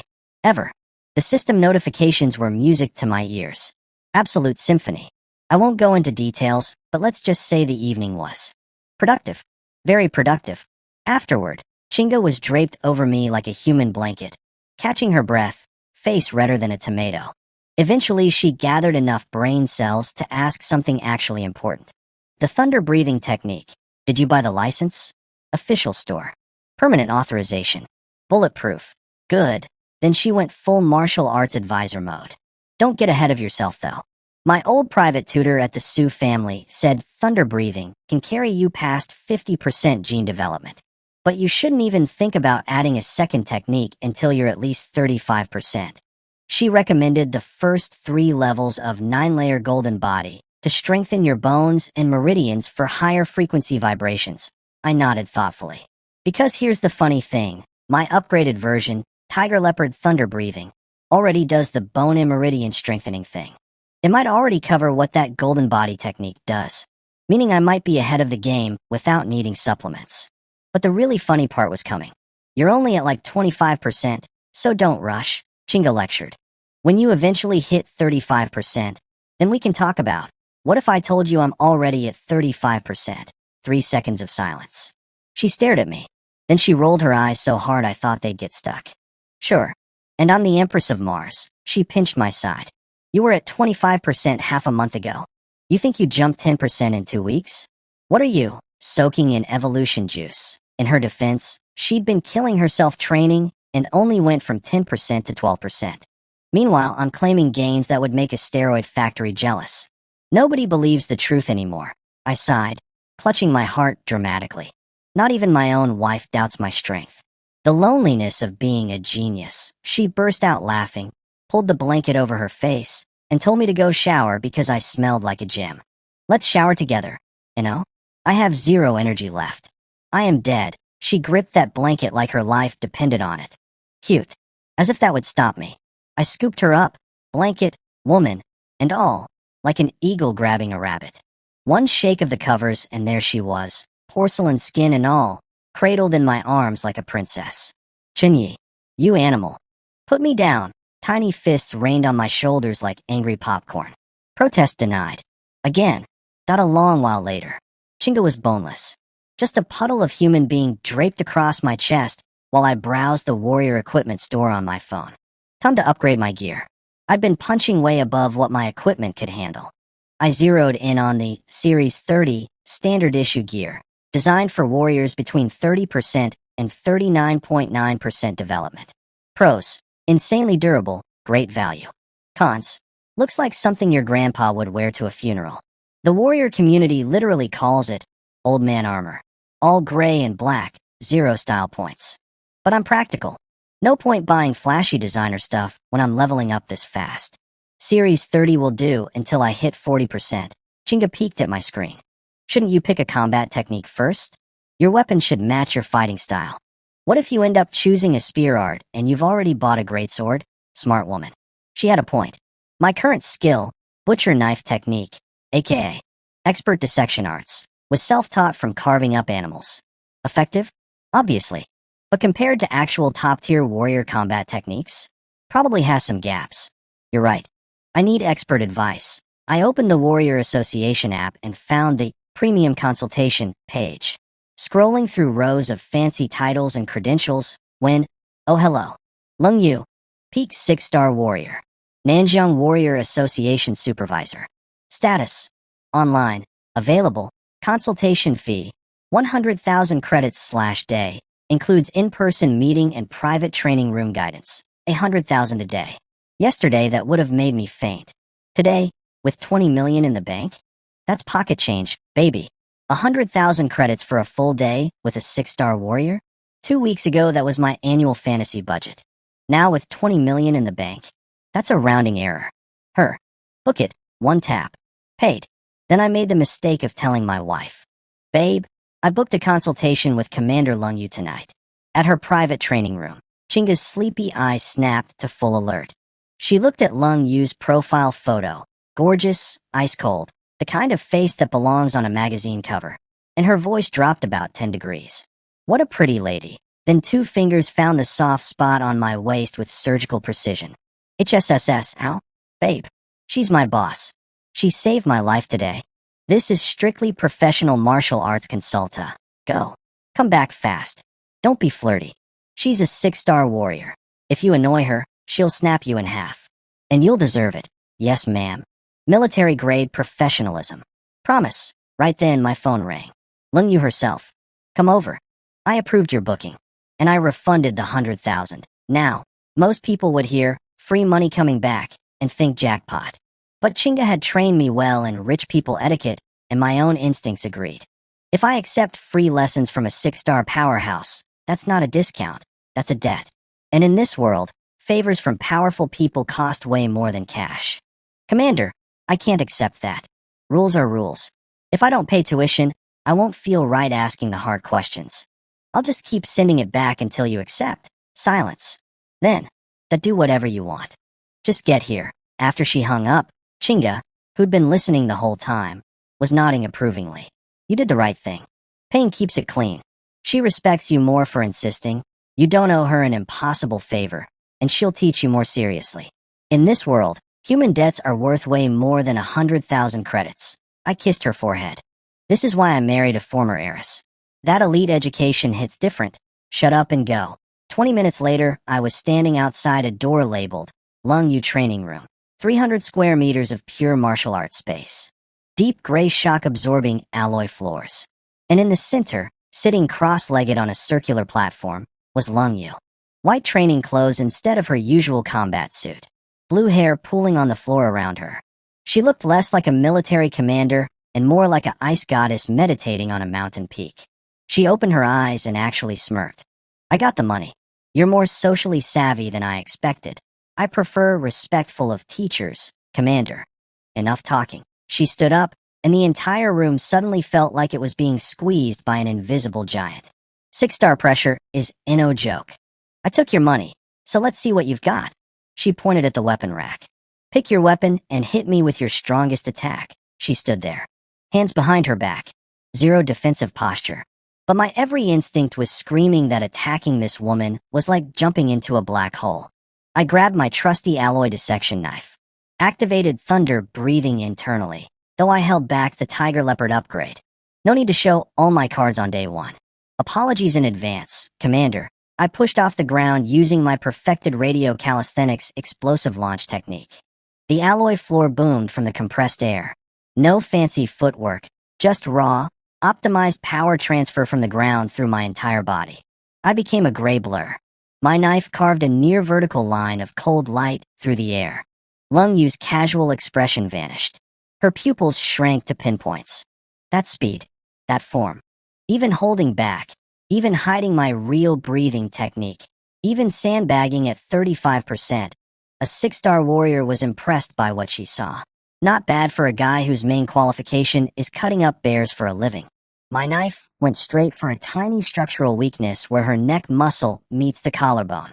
A gap left by years of training a specific combat technique. Most people wouldn't even know that spot existed. But after dissecting thousands of beasts, finding weak points is basically my superpower.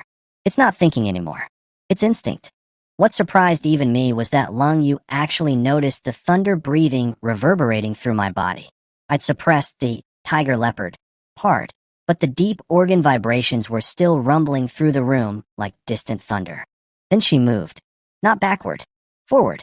A flash of ice blue light, and her finger guard caught my blade tip like she was plucking a fly out of the air. Boom. The force that came back through my knife felt like getting hit by a freight train. My hands went numb, and I flew backward 6 meters before landing on my feet. 6-star warriors are terrifying. The room went quiet. Lung Yu looked at a faint white scratch on her finger guard. Then she looked at me, and her expression completely changed. 25% gene development. Her voice was low, almost dangerous. Do I look like a 3-year-old to you? Busted. Kind of. That explosive power is at least 30%. And that knife technique. She walked toward me, each step making the air heavier. It looks crude, but every ounce of force targets structural weak points in the human body. This isn't some famous martial art. This is a killing technique forged through experience. It's approaching the level of Tao. She stopped right in front of me, eyes burning. How many beasts have you butchered exactly? I spend about 10 hours a day at the slaughterhouse. Hands got a little practiced, I guess. A little practiced? She scoffed, but I could hear the admiration underneath. You fused anatomy into a killing art and created your own blade technique from scratch. Nanjiang hasn't produced someone like this in decades. Then she got serious. Your thunder breathing has reached an extremely high level. Honestly, it's mutated in ways I can't fully understand. Wasting your talent on generic 2-star or 3-star combat techniques would be criminal. My ears perked up. Please advise, Commander. She walked to an electronic display and swiped it on. Holographic weapons materialized in the air. All warrior combat styles boiled down to 3 categories. First, heavy weapons, great swords, hammers, axes. Pure power. Smash everything. Second, light weapons, dual blades, short swords, your dissection knife. Speed, precision, finding weak points, one-hit kills. That's your current path. Third, shield combinations, shield and sword, shield and axe. Balanced offense and defense. The military's favorite, highest floor for survival. She paused. There's also pure defense builds with tower shields and ranged weapons like bows, but those require 90% gene development and psychic abilities. Ignore that for now. Then she looked at me directly. Personally, I'd recommend the spear. The spear? My brain instantly replayed Luo Feng poking that ironhide bear for 20 minutes like he was doing acupuncture. My face must have shown something because Lung Yu laughed. Let me guess. You've seen too many idiots twirling spears like cheerleaders? Real spear technique is the king of all weapons. Unmatched killing range. But if you insist on sticking with your blade style, I have 2 premium options. She pulled up 2 profiles. Option 1, dual blades. The ultimate speed path. Top technique is called 9-layer thunder kill. The current world record holder for fastest S-rank beast kill, War God Lin Song, uses this style. Maximum attack frequency pairs perfectly with your thunder breathing. Option 2, shield and blade. Peak offense-defense balance. Top technique is Mountain River Shield Sword Art. 2 of humanity's current top 10 fighters use variations of this. Then she dropped the real bomb. These techniques cost fortunes. But as a surveillance officer, I have special genius development authority. I can provide temporary licenses for all of these. Full tutorial videos, practice notes, everything. She stepped closer. And I won't just hand you study materials. I'm going to personally train you. Hands-on instruction. I'll take you into B-rank zones and beyond as your official supervisor. My brain exploded. A 6-star peak warrior offering private tutoring and field escort? Rich family heirs would kill for this opportunity and still not get it. Of course, I understood the deal. Lung Yu wasn't doing this out of charity. She saw a potential future war god, and if SHE was the one who discovered and trained that war god, the political capital and martial honors would be astronomical. This was a long-term investment for both of us. Smart woman. Smart deal. Thank you, Teacher Lung Yu. I upgraded her title on the spot. Commander became teacher in one smooth move. She heard it. Her eyebrow twitched. And for the second time today, the Ice Queen smiled. I'd walked in as her recruit. I was walking out as her protege. Not bad for a guy who started the day cutting up bears. Lung Yu's fingers danced across her communicator, and my phone exploded with notifications. 5 activation codes. 5 elite combat techniques. Dual blade, 9-layer thunder kill. Shield blade, Mountain River Shield Sword Art. And 3 top-tier spear techniques. She was not letting the spear thing go. Chen Yi, I know you like short weapons, but listen, 1/3 of the world's top 100 warriors use spears. The world's #1, Azure Dragon Jing Songlong, sweeps entire forbidden zones with a single spear. Number 5, War Breaker Su Rue? Same deal.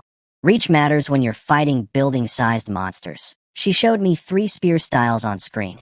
Azure Dragon Spear, Overlord Spear, Cloud-Piercing Thrust. I nodded respectfully, while my brain kept replaying Luo Feng tickling that bear with his toothpick. Spear PTSD is real, people. Then Lung Yu stopped talking and started showing. She stripped off her outer robe. Underneath was a tight black training suit. And for the next hour, I watched a masterclass in destruction. Dual blades that sliced the air into ribbons. Shield and sword combos that felt like a mountain was attacking you. And when she picked up the spear, holy hell, she became a dragon. An actual ice dragon.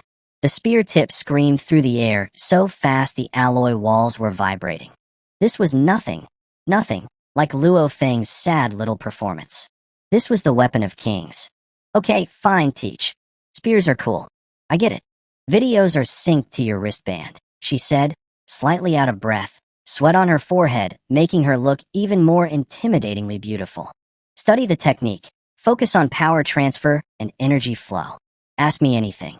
Then she walked to the corner, grabbed a silver spear, and started training her own skills. Even while teaching, this woman refused to waste a single minute. Absolute workaholic. Time to experiment. I grabbed the dual blades first. Heavier than my dissection knife, but the balance felt right. Watched the tutorial video twice, replayed Lung Yu's demo in my head, and started swinging. 1 hour later, ding. Detected. Top-tier combat technique, 9-layer thunder kill, first layer. Status. Not yet learned. 20 development points burning a hole in my pocket. System. Upgrade. 1 point consumed. 9-layer thunder kill, first layer, upgraded to mastered. Whoosh. Grip angles, footwork patterns, blade trajectories, breathing synchronization. Everything flooded into my muscle memory like someone downloaded a martial arts movie directly into my nervous system. I opened my eyes and moved. The dual blades became two streaks of lightning. My body flickered left and right so fast the air literally cracked with sonic booms. The blades weren't weapons anymore. They were twin thunder serpents hunting for every structural weak point in existence. This is significantly more violent than my butcher technique, I thought, grinning. And the speed. It's like a machine gun made of swords. I stopped to catch my breath and realized Lung-Yu had frozen solid.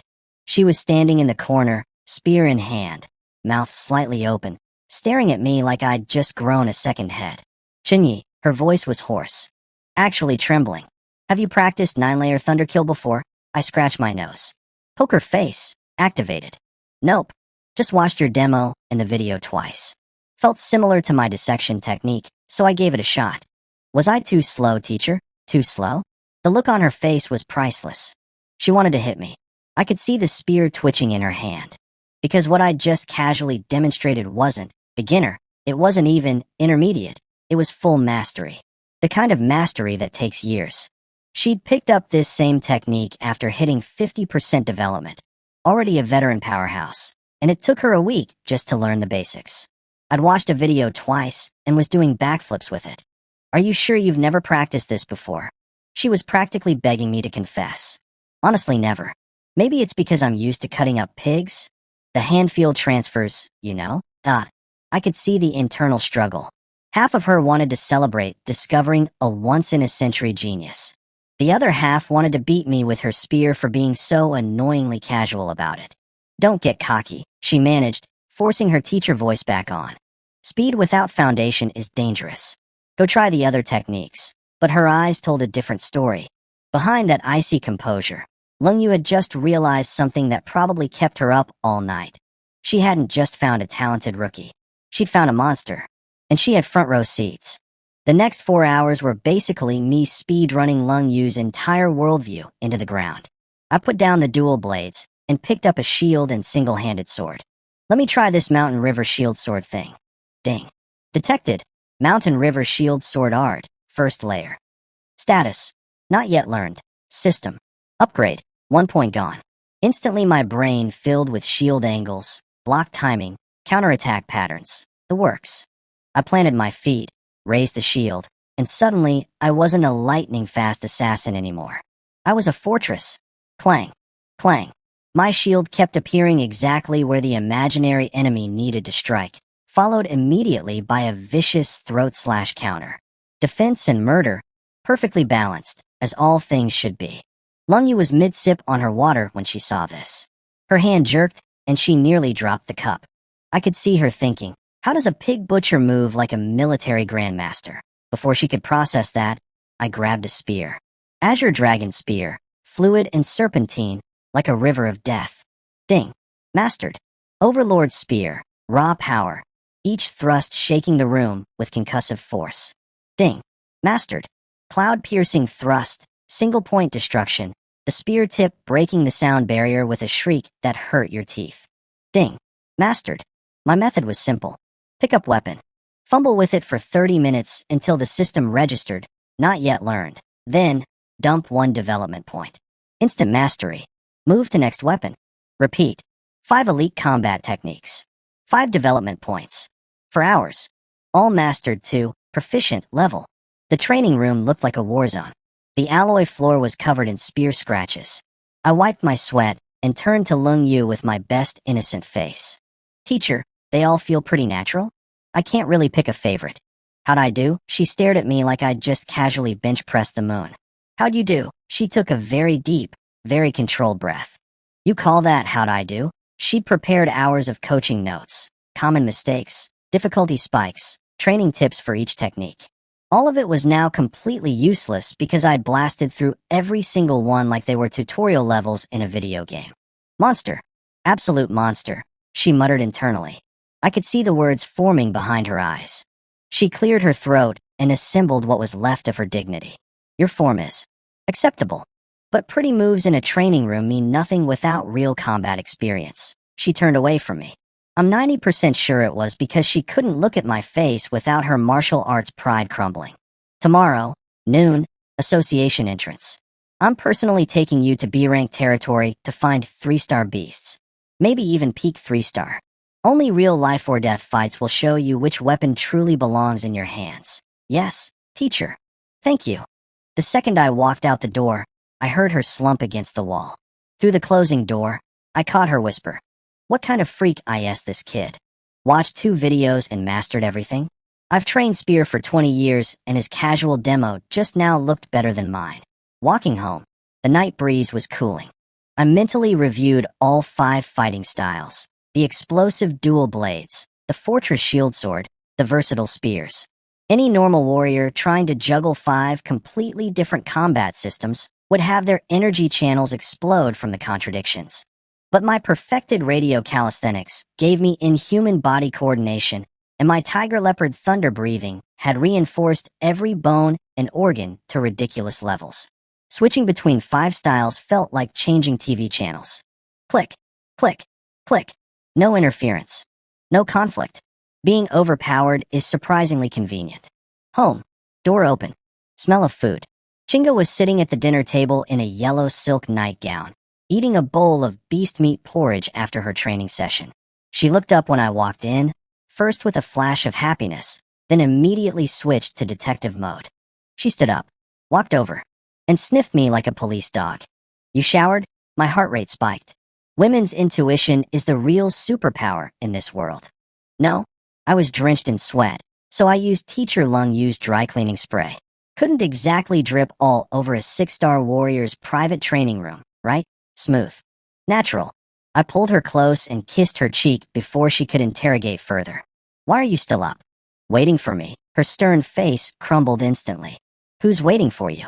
I was hungry from training. She pushed me toward the table where another bowl of porridge was keeping warm. I made extra. Eat. Ding. Partner Su Chinga completed training. Gene development 0.1%. Current 35.1%. This woman trained all evening while pregnant. I don't deserve her. She caught me staring. What are you looking at? Tell me. How was the lesson with your pretty teacher? I leaned in conspiratorially. Babe, you won't believe this. Lung Yu said I'm a once-in-a-generation genius. She taught me 5 top-tier combat techniques in one night. Chinga reached over and felt my forehead. No fever. So why are you talking crazy? Everyone knows you can't learn multiple techniques at once. A 6-star commander would never make such a basic mistake. I'm serious. Tomorrow she's taking me to B rank personally to field test which weapon suits me best. She squinted at me. For real? Nobody ever believes me in this house. Next day, noon. Fully armed. Ready to rock. At the door, Chinga straightened my collar one last time with cold fingers. Be careful, she whispered. Take a nice bath and wait for hubby. I kissed her blushing face and bounced into the elevator. Married life is great. At the association, Lung Yu was leaning against the most aggressive-looking vehicle I'd ever seen. A matte black heavy-duty hover SUV that looked like it ate regular cars for breakfast. She'd tied her blue hair up in a high ponytail and was wearing a dark purple full-coverage combat suit that screamed, I cost more than your apartment. Luo Foam and Lin Xiao were there too. But the vibe was different. Spear Boy was fidgeting nervously, and Sword Girl wouldn't even make eye contact with Lung Yu. Apparently word had gotten back to them about my little 5-technique showcase last night. Yesterday, my only opponent is myself. Today, please don't make me stand near him. Get in, Lung Yu said. She drove like a maniac. The SUV, called Thunder, because of course it was, tore through the wasteland toward the Darkwood Forest, the most infamous danger zone in all of B-rank territory. Through the rearview mirror, she assigned roles. Luo Feng, Lin Xia, you're on perimeter duty. Clear any 2-star strays. Do not enter the deep forest without my permission. If you see more than 2 3-star beasts, signal and retreat. Don't expect me to come save you, yes ma'am. Then she looked at me, riding shotgun, casually enjoying the scenery like we were on a road trip. As for you, Chinyi, today I'm throwing you straight into the territories of the Ironhide Bear King and the Blood Wolf King. We're finding out which weapon is your soulmate. The Darkwood Forest was every bit as creepy as advertised. Twisted white bark trees, branches blocking all sunlight, purple mist everywhere. It looked like the kind of place where hope goes to die. Luo Feng and Lin Xia jumped out and vanished into the fog. I could practically smell their relief at being sent to the easy zone. Lung Yu handed me a heavy metal case. Inside, Series 30 standard issue weapons. Dual blades, shield and sword combo, and a folding spear. My whole arsenal, ready to go? We drove deeper until we stopped at a dried-up riverbed. The air reeked, a thick, rotten smell. Predator territory markings. Ding. Partner Su Chinga is training diligently. Gene development 0.05%. My wife was at home, pregnant, still grinding experience for me. I hadn't even started fighting, and I was already leveling up. God bless that woman.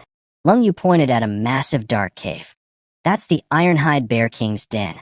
It just woke up from hibernation. Hungriest and most violent it'll ever be. She looked at me with a teacher's smile that said, "This might kill you, and I'm excited to watch. Pick a weapon. Go drag it out." I opened the case. 5 weapons gleaming in the dim light. The dual blades whispered, "Speed." The spear whispered, "Reach." But for my first real boss fight, I grabbed the shield and single-handed sword. First real combat test. Let's play it safe. The shield locked onto my arm with a satisfying click. Sword in the other hand, and I shot into that pitch-black cave like a hunting cat. Lung Yu watched me disappear and chuckled. Shield and sword, huh? Looks wild on the outside, steady as a rock on the inside. Smart kid. 3 minutes later, Ruahar. The ground started shaking. Boom, boom, boom. Footsteps like artillery strikes. Out of the cave exploded the Ironhide Bear King. 5 meters tall, covered in dark red armored plates. Built like a tank crossed with a nightmare. Its bloodshot eyes were insane with hunger, and every step cracked the riverbed stones like they were crackers. This wasn't the regular Ironhide bears I'd been butchering at work. This was the king. 3-star class. The thing that regular bears told scary stories about. And there I was, jogging backward in front of it with my shield up, looking perfectly chill. Like I was walking a very large, very angry dog. Wham! Its paw, capable of crushing armored vehicles, slammed into my shield with enough force to snap every tree in a 30-foot radius. The shockwave blasted outward like a bomb. I grunted. My arms bulged to their limit. But I rolled with the impact, redirecting the force backward, absorbing it perfectly. Shield technique. Working. My turn. My eyes lit up.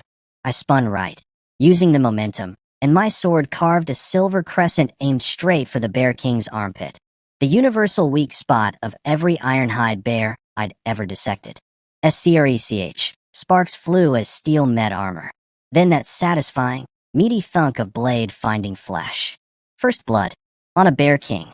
With a shield build. The real fight had begun, and I was grinning ear to ear. This was way more fun than the slaughterhouse. The Bear King fight was a beautiful test drive for the shield build. That thing charged me with everything it had. Paws like meteors. Each hit strong enough to flatten a truck. But with Mountain River Shield sword art running through my muscles, I was a rock. An immovable, extremely handsome rock. My secret? Perfected radio calisthenics.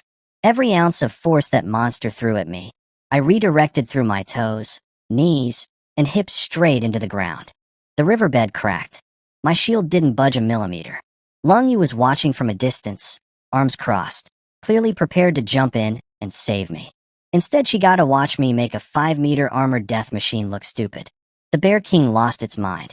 Couldn't break through my guard, so it went nuclear, full-body charge. The famous Bear King tackle. Tons of raging muscle barreling at me like a freight train.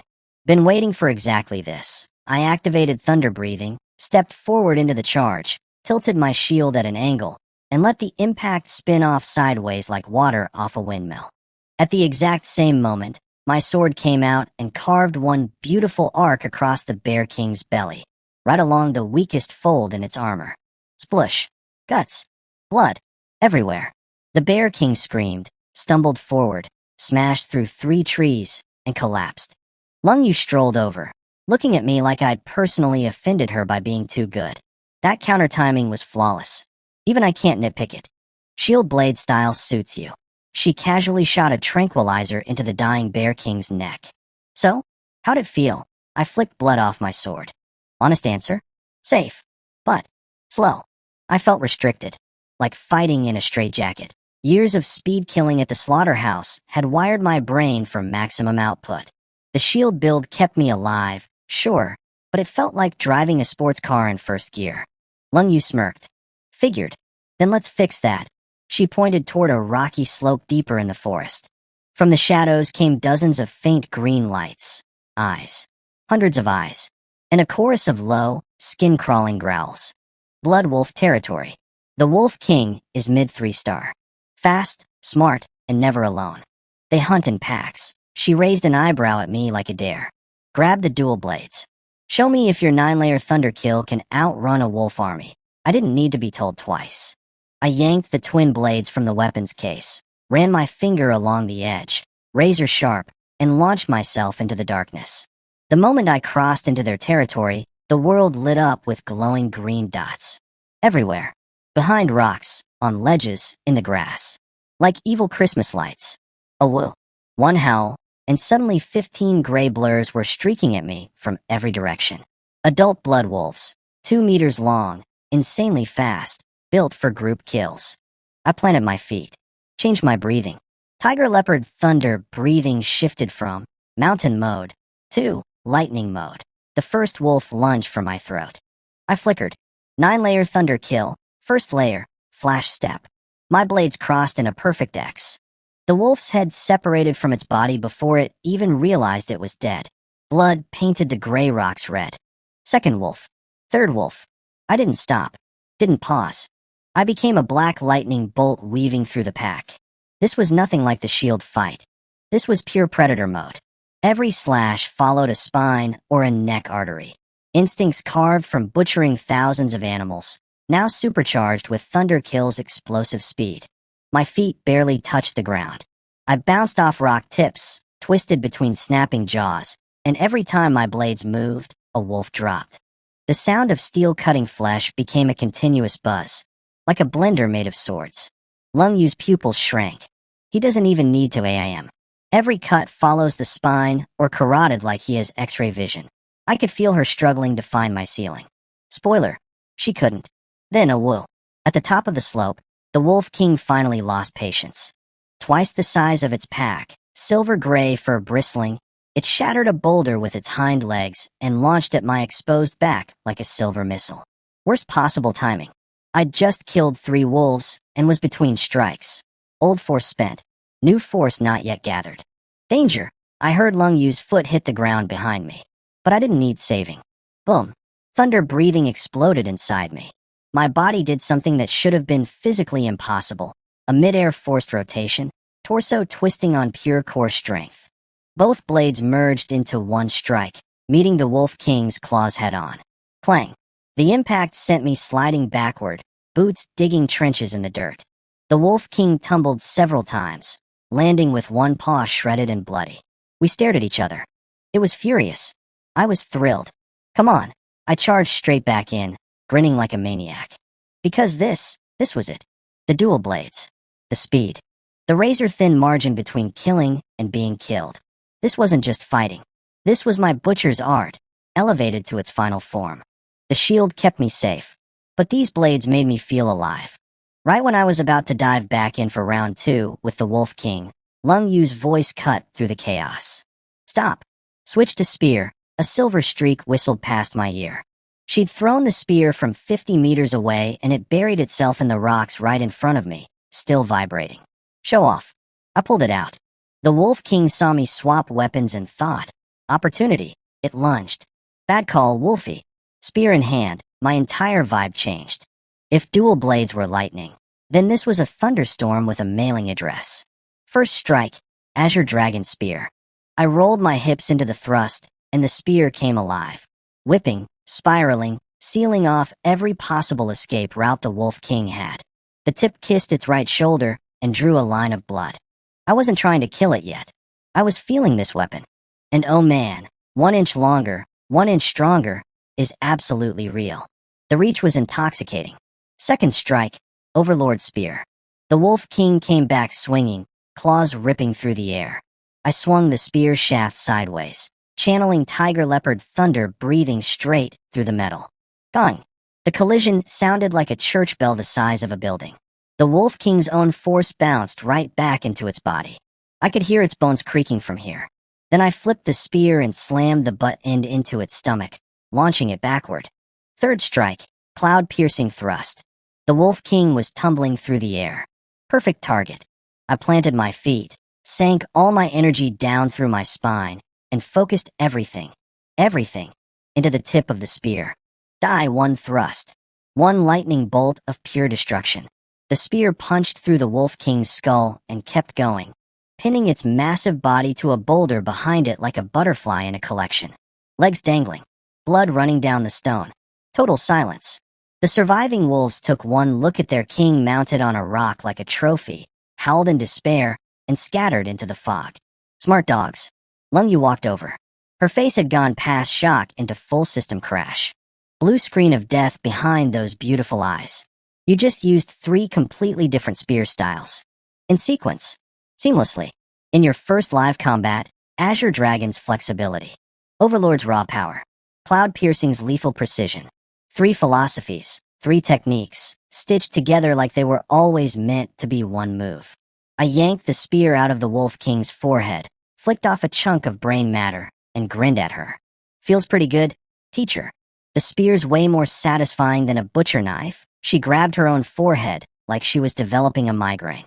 I'm fairly certain she was questioning whether I was secretly a reincarnated weapons grandmaster pretending to be an orphan. Teacher, where to next? I could do 100 more bears, she snapped.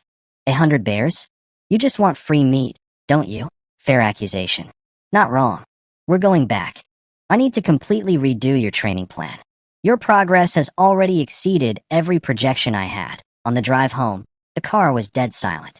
Lung Yu drove with her eyes straight ahead, but I could tell her brain was melting. She kept replaying my 3-spear combo in her head. I could practically see the instant replay running behind her eyeballs.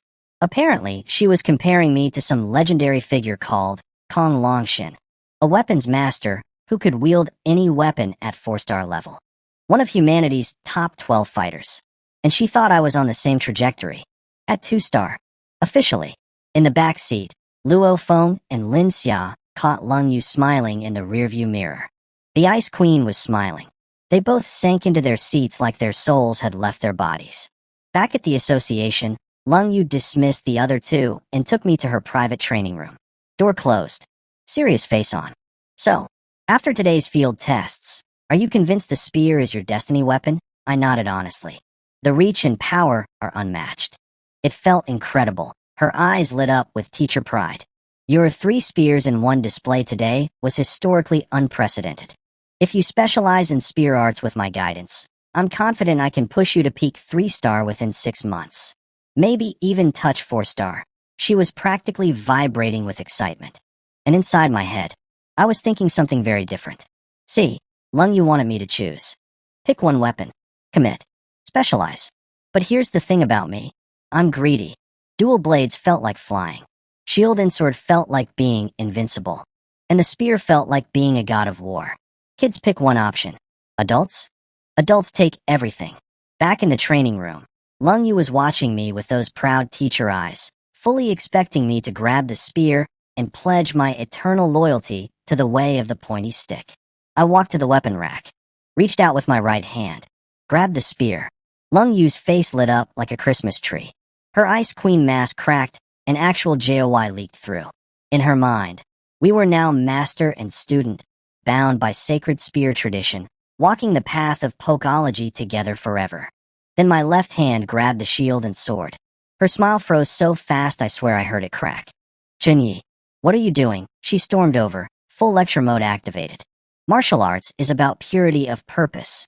You can't split your focus between multiple weapon paths. This is the #1 mistake talented people make. When you hit 3-star, 4-star, or try to break into Grandmaster level, your scattered focus will create conflicts in your martial intent, and you'll fail. She was genuinely upset. Not angry upset. Worried upset. The kind of frustration a teacher feels when their star student announces they're dropping out to become a professional juggler. And honestly, she was right. For normal people. But I'm not normal people. I have a cheat code called development points and a wife-powered experience generator at home. Other warriors spend years meditating on weapon intent. I spend 1 point and download the whole thing directly into my muscles. What they call spreading yourself too thin, I call Tuesday. Of course, I couldn't tell her any of that. So I went with the calm, mature approach. Teacher, I understand your concerns. But these weapons don't feel like they conflict in my hands. I want to experiment while I'm still at a low level and see if I can forge my own path. She stared into my eyes for a long time, searching for arrogance or stupidity. She found neither. Just cold, steady certainty. Finally, she sighed like a parent who just lost an argument with a toddler. Fine. Do what you want. Translation: I think you're making a mistake, but you're too talented for me to yell at. Home. Door open. Wife on the couch watching Advanced Warrior Pregnancy Diet videos. Adorable. You're back. Any injuries? She rushed over to inspect me. I scooped her up and pulled her onto the couch, my hand naturally finding her waist, which, after a month of premium beast meat feeding, had developed some very nice new curves. Your husband doesn't get injured. Only beasts die when I show up. I told her about the day, the Bear King, the Wolf King, the 3 spear styles, all of it. When I got to the part about wanting to train both spear and shield sword simultaneously, she gave me the exact same worried look Lung you did. Honey, I know I'm not as far along as you, but even I know you can't chew more than you bite. Can you really handle 2 weapon paths at once? 2 women, same concern. Both completely valid for anyone who isn't married to a walking cheat engine. Babe, do you know who I am? Once in a generation genius, remember? I thumped my chest confidently. Spear for long range, shield sword for close combat. 1 long, 1 short. Double insurance. Inside my head. As long as you keep training, I could master 10 weapon styles and still have points left over. I reached down and gently touched her belly. After a month of gourmet beast food and premium supplements, there was a real little bump now. Our babies, 2 lives growing inside her. For now, just focus on thunder breathing. Take care of yourself. Get your body and mind in peak condition. My voice went soft. Once the babies are born and you've recovered, I'll personally give you. Very hands-on. Very close-up. Private instruction in top-tier combat techniques. I leaned hard on, hands-on, and close-up. Extremely hard. Her face went nuclear red. You're shameless. The babies can hear you. She punched my shoulder, but didn't move away. Just curled deeper into my arms, her hand resting on mine over her belly. And for a quiet moment, all the jokes stopped. She'd been through hell, betrayed by her own family, thrown away like garbage.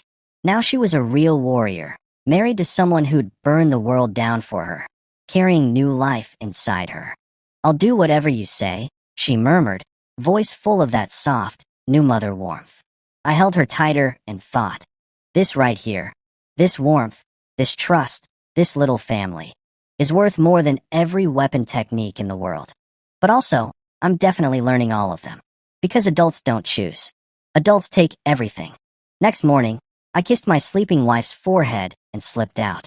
She was buried so deep in her silk blanket, she looked like a beautiful pregnant burrito. Pregnancy plus training equals world champion napping. Time to make it official, 3-star warrior. At the elevator, the doors opened and out walked Jiang Nan, my neighbor, the one I ghosted after she warned me about the assassination. She was in tight, gray workout clothes, ponytail swinging, fresh off a morning jog, glistening with sweat in a way that was probably intentional. Chingyi, where are you headed so early? Warrior Association. Getting my 3-star certification. The sound she made was like someone stepped on a cat. 3-star?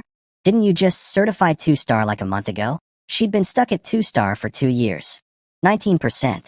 Grinding daily. And here I was, casually strolling past her like she was standing still on an escalator. I could see her brain doing the math, then glancing back toward her apartment where her useless boyfriend was still sleeping, probably drooling on the pillow. The disappointment on her face was almost physical. You really don't let anyone else live, do you? She muttered. I waved goodbye, and the elevator doors closed on her existential crisis. At the association, Li Diana was at her desk looking gorgeous as usual. Purple pencil skirt, black stockings, the whole package. She'd been riding high ever since my 2-star certification boosted her performance stats. Mr. Chun, welcome BA. I dropped my test sheet on her desk before she could finish. Need to update my rank. Also wondering if 3-star warriors get discounts on Series 30 custom gear. She picked up the sheet casually. Then her brain processed the numbers. Name: Chun Yi Punch Force. 3,510 kilograms gene development. 35%. 3-star, mid-level. Her pin hit the floor. Her eyes went so wide I could see white all the way around. She slammed both hands on the desk and leaned forward, breathing heavily, chest heaving, staring at that number like it owed her money. 3-star, her voice cracked so hard it could have shattered glass. Mr. Chun, you certified 2-star. Half a month ago. This isn't. She rubbed her eyes. Looked again. Still 35%. Then she whispered the thing I knew she was thinking. Are you using forbidden blood sacrifice drugs? I sprawled on the leather couch like I owned the place. Relax. I'm just a genius. Plus, Lung, you gave me some private coaching last night. Had a breakthrough. She stared at me. Private coaching doesn't make someone jump 10% overnight. Nothing does. Not legally anyway. But what could she say? The test results were right there. Certified by the machine. No faking that. Monster. Absolute monster, she breathed, fingers trembling as she typed. Then her survival instincts kicked in, and she instantly poured me premium spirit tea. Please wait just a moment, Mr. Chun. Your advancement is so extreme it's flagged as exceptional talent. Needs vice president level approval. 3 minutes later, tap, tap, tap. Expensive heels echoing down the corridor. The heavy wooden door swung open. In walked a woman in a dark blue chi-pao that was doing things for her figure that should probably be classified as a weapon. Early 30s, ivory skin, the kind of composed elegance that comes from years of being the most powerful person in every room. The slit in her dress revealed exactly enough leg to be devastating without being obvious. This was Shin Rushuang, vice president of the Nanjing Warrior Association. The big boss herself had come down to personally verify the freak who jumped from 2-star to 3-star in 2 weeks. I took a sip of my fancy tea and thought, at this rate, I'm going to run out of women to shock. Vice President Shin Rushuang looked at me like I was a rare steak she wanted to examine personally. Early 30s, chi-pao that fit like it was painted on, smelled like expensive orchids, and smiled like she owned the building. Which, technically, she kind of did. So you're Chunyi. Heroes really do come young. Your vitality is so intense it puts us seniors to shame. Lady, you do not look like a senior in that dress. But I kept it professional. You're too kind, Vice President Shun. Protocol requires a supervised retest for 3-star certification, she said, gesturing for me to follow. I've cleared out the internal testing room. No waiting. Quick and painless, I walked behind her toward the private testing room. And look, I'm a married man. A devoted husband. A faithful partner. But that chi-pao was doing things. The way it moved when she walked was basically an engineering marvel. Some kind of physics-defying hip-to-fabric ratio that should be studied by scientists. I blinked hard and refocused. Chinga. Pregnant wife. Bare paws. Stay on target. Behind us, Lee Diana was watching me leave with the vice president, and I could practically hear her brain calculating. Must. Hold. Onto. This. Man's. Coattails. At. All costs. The internal testing room was a whole different level. Military-grade equipment, dark gold alloy construction, designed to handle up to 7-star warriors going full power. Shin Rushuang leaned against a pillar, arms crossed, which did certain things to her chi-pao that I will not describe because my wife might somehow sense it, and said with an amused smile, "Go ahead, Mr. Chun. Don't hold back." I closed my eyes. Tiger leopard thunder breathing synced with my perfected radio calisthenics. One full circulation of energy through my entire body. I could feel the vibration deep in my bones, like a sleeping beast waking up inside my marrow. Shin Rushuang's playful expression vanished instantly. That breathing frequency. That's internal thunder resonance. But something's different about it. Before she could analyze further, boom. I transferred everything through my spine into my right fist and slammed the target. The massive testing rig shook. Pressure valves hissed white steam. Numbers went crazy on the screen before landing on 3,620 kilograms. 100 kilos more than my lobby test. Turns out fancy equipment brings out the best in me. Shin Rushuang went quiet. For a long time. She'd seen plenty of geniuses in her career, but watching someone rocket from 1-star to 3-star in real time was apparently a new experience even for her. Punch force 3,620. Confirmed 3-star, mid-level. She walked over, fingertips tracing the printed report like it was a love letter. Then she looked up at me with a warmth that was definitely more than professional. Congratulations, Mr. Chun. You've broken Nanjiang's 3-star certification speed record for the past decade. You're now officially a 3-star warrior of the Federation. Then came the recruitment pitch, smooth as silk. Lung, you got lucky finding you. But if you ever feel unsatisfied with your current arrangement or want a change of scenery, my office door is always open. She basically just told me to switch teams. Right in front of Lung Yu's building. Bold woman. Now for the perks, she continued. 3-star base stipend, 50,000 credits per month. And since you're flagged as exceptional talent, you get 50% off all Series 30 and Series 40 equipment. 50% off. My 20 million just became 40 million in purchasing power. I almost kissed that test machine. I look forward to seeing you certify 4-star, Mr. Chun, she smiled from the doorway. I suspect I won't be waiting long. As I walked out, I caught her leaning against the door frame behind me, eyes lingering on my back with an expression that said, Lung Yu, you lucky ice. Which, in the lobby, Li Dianya was pacing like an anxious puppy. The moment she saw the shiny new 3-star badge on my chest, her face exploded with joy so intense I thought she might actually faint. Mr. Chun, you did it. Her eyes were doing that thing again. The one where she looked at me like I was a winning lottery ticket that somehow grew legs and walked into her office. 3-star warrior. 50,000 monthly stipend. Half price on premium gear. The vice president personally trying to poach me. And it wasn't even lunchtime. Not bad for a pig butcher. First order of business as a freshly minted 3-star warrior. Real estate upgrade. So, about my apartment, I said to Li Dianya. Can I get a better one now? Her eyes lit up like I'd just proposed marriage. Of course. You qualify for the top-floor duplex at Jinxiu Garden. Double the space, 50% higher spiritual energy concentration, and a brand new gravity machine that goes up to 10 times normal gravity. My brain did instant math. Higher energy equals Chinga trains faster equals I get more system feedback equals I level up faster. This apartment wasn't a luxury upgrade. It was a tactical investment in my wife's cultivation. Do it. Now, right away. And, Mr.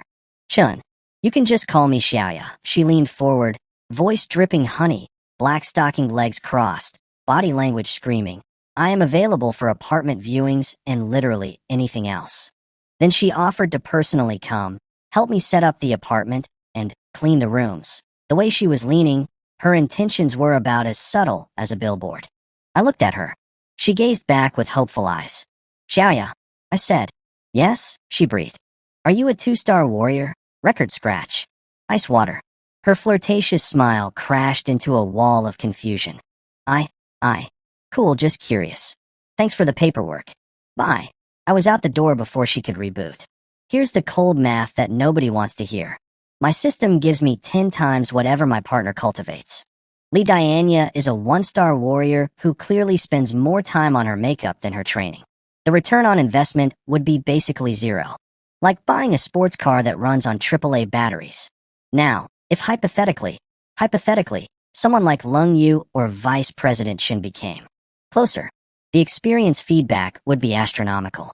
We're talking rocket fuel. Nah, focus. I shook my head. Get wife settled first. Crazy schemes later. Yes, I noticed my ambitions were growing alongside my power. Sue me. Every man thinks this way. I'm just honest about it. I grabbed a hovercab home, walked through the door, and before Chinga could even say hello, I pulled out a dark gold access card and spun it on my finger like a poker chip. Pack your bags, babe. We're moving. Her eyes went straight to my chest. New badge. 3 stars. Shiny.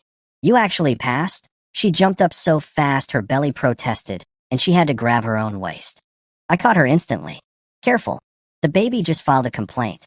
And yes, 3-star. Your husband. 2 weeks. You surprised? But this is insane. She whispered, brain still computing. 32nd floor. Penthouse duplex. Better energy. 10 times gravity machine. Movers arrive in 5 minutes. Let's go. 30 minutes later, we were standing in front of Unit 3201. The door scanned my 3-star credentials, and slid open like welcoming royalty. Even Chinga, former heiress of a wealthy family, went, wow, 400 square meters. 2 floors, 200 each. Floor-to-ceiling windows showing half of Nanjiang City spread below us like a light-up map. The air was thick with spiritual energy. One deep breath, and your lungs felt like they'd been washed with mountain spring water. Upstairs, master bedroom and full training zone. Downstairs, living area. The private gravity room was 3 times bigger than our old one, with a sci-fi black machine humming with red lights in the center. 10 times gravity. Chinga touched the machine reverently. Chenyi. In this environment, I could break through to 2-star within 3 months. I wrapped my arms around her from behind, hands resting on her belly, feeling our baby's faint pulse. Not just 2-star, I murmured. I'm gonna make you the strongest woman on this entire planet. Standing at that window, 32 floors up, looking down at the city like ants below us, something shifted in Chinga too. That gentle pregnant wife energy suddenly crackled with ambition. She started breathing. Thunder breathing. Automatically. Instinctively. And in this energy-rich penthouse, something that had been stuck inside her for weeks, a stubborn barrier she'd been hammering at, just dissolved. Like fog in sunlight. I felt the system stir. Oh baby. Literally. This apartment was already paying for itself. Chinga's energy exploded. Thunder rumbling through her body, barriers shattering. A genuine breakthrough right there by the window. She spun around, beaming, ready to show off, and then she felt what was happening inside me. Because her breakthrough triggered my system. 10 times feedback.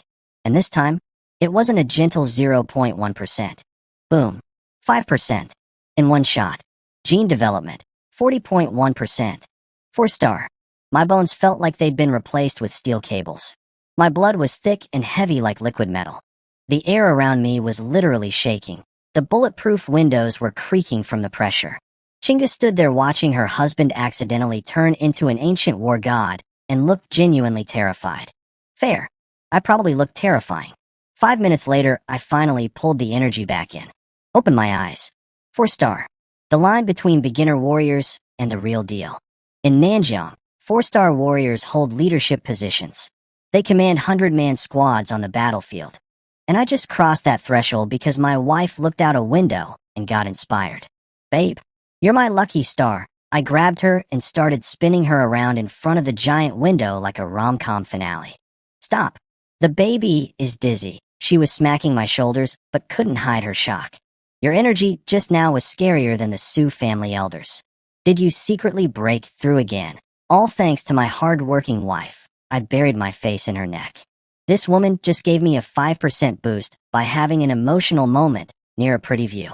I love her so much it's financially irresponsible. Since we've got this beautiful new bedroom, I gave her the look. Shouldn't we properly inaugurate it? It's still daytime. These curtains are full blackout. Pull them shut and it's midnight. I scooped her up and headed for the king-size bed that could comfortably sleep 5 people. No further details needed. Later that night, moonlight flooding through the windows. Chinga was passed out on my arm, flushed and smiling in her sleep like a satisfied kitten. I was wide awake. Shopping time. First, nutrition. I searched premium gene serum and ordered 50 cases of purple crystal nutrient solution, the absolute top-shelf stuff. Gentle enough for pregnant women, maximum cell activation, 0 side effects. 500,000 credits with my 50% discount. Every drop Chinga drinks makes her stronger. Every bit of her strength comes back to me times 10. This isn't shopping. This is compound interest. Next, weapons. My Series 30 gear was already outdated.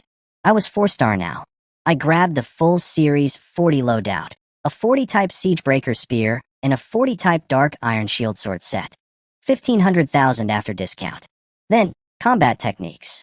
The full permanent licenses for all 4 elite arts. Azure Dragon Spear, Overlord Spear, Cloud Piercing Thrust, and Mountain River Shield Sword. Price per technique for the complete version? 10 million each. 40 million for 4 techniques. Even with 50% off, that was 20 million. My entire Wong Kai blood money couldn't even cover it. I sat there for a full minute, staring at the screen, having a rich man who's actually still poor crisis. Then I noticed they sell in tiers. Levels 1 to 3, 2 million each. Levels 4 to 6, 3 million each.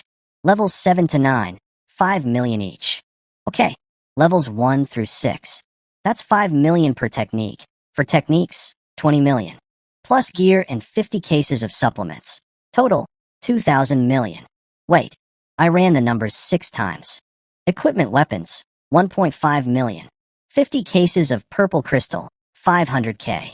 For techniques, levels 1 to 6, 20 million. No wait, with discount. Final answer, 2 million credits. Total, after the 50% discount on everything.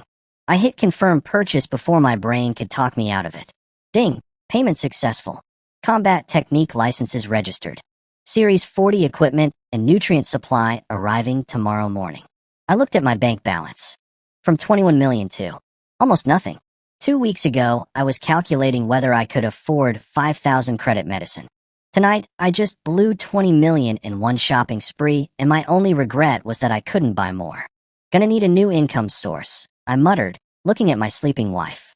The cultivation side is covered. She handles that just by existing. But the money side, I stared at the ceiling. 4-star warrior. Top-tier gear arriving tomorrow. Elite combat techniques unlocked through level 6. A wife who generates experience points by breathing. Now I just needed to figure out how to not be broke again. Being overpowered is surprisingly expensive. Next morning, beautiful sunshine. Penthouse living. Standing on my balcony, breathing premium air like a king. Then the delivery drone arrived.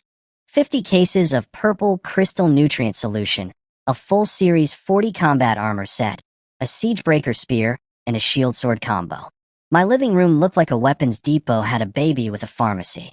Chinga shuffled out in her silk robe, barefoot, still half asleep, took one look at the mountain of boxes, and short-circuited. What is all this? I popped open a nutrient case. Rows of purple glowing vials sparkled like liquid gemstones. Your new daily beverage. 50 cases. No more water. You drink these. Don't you dare try to save them. These are 1,000 credits each. That's 500,000. Are you insane? I grabbed her shoulders with maximum serious husband energy. Money is useless sitting in a bank. Strength is forever. You're growing our babies. Every bit stronger you get makes them stronger from birth. What I didn't say. Also, your training literally powers me up 10 times over. So this is the highest ROI investment in human history. Instead, I said, when you get stronger, it motivates me to get stronger. Can't let my wife pass me up. Smooth recovery. She got teary-eyed and cuddled into my chest. I'll train hard. I promise. Then I opened the weapon cases. The Series 40 armor was gorgeous. Liquid alloy composite, sharp angular lines, a glowing chest plate that looked like it belonged in a sci-fi movie. The spear was dark purple at the tip, practically humming with murder energy. 500 pounds of, hello, I'm going to ruin your day. I was in the middle of admiring my new toys when, ROARR, a sound so massive, so ancient, so terrifyingly loud that our 32nd floor penthouse vibrated. The wooden floors trembled. The windows flexed. The entire city skyline seemed to flinch. Chinga went white and grabbed my arm. What was that? Before I could answer, buzz. Phone. Red text. Bold letters.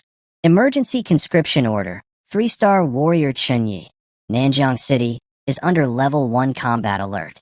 Report to Warrior Association headquarters within 1 hour. No exceptions. Chinga's phone lit up too, but hers said something different. Special personnel shelter in place order. 1-star warrior Su Chinga. Due to your pregnancy status, you are exempt from deployment. Remain at home. Await further instructions. My wife grabbed my shirt with trembling hands. But she's not weak. She took a breath, straightened her spine, and said, go. Something huge is happening. I'll be fine. We have months of supplies, top floor security, and I won't leave the apartment. I looked at her. Really looked at her. Then nodded. No speeches. No dramatics. I walked to the weapon cases. Click. Click. The Series 40 liquid alloy armor sealed around my body like a second skin. Cold, sharp, perfect. Spear in one hand. Shield locked on the left arm. Short sword on my hip. I kissed her forehead hard. Wait for me. Then I was out the door.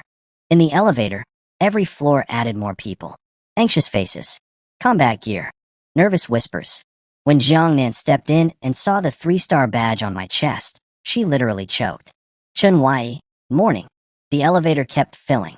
1 stars, 2 stars, all pale and tense. And without anyone saying a word, they instinctively shuffled aside to give me space. Not because I asked. Because in a crisis, a 3-star warrior is the closest thing to a security blanket these people have. I was reading Lung Yu's message. Neighboring Jinshan City's outer defenses have been breached.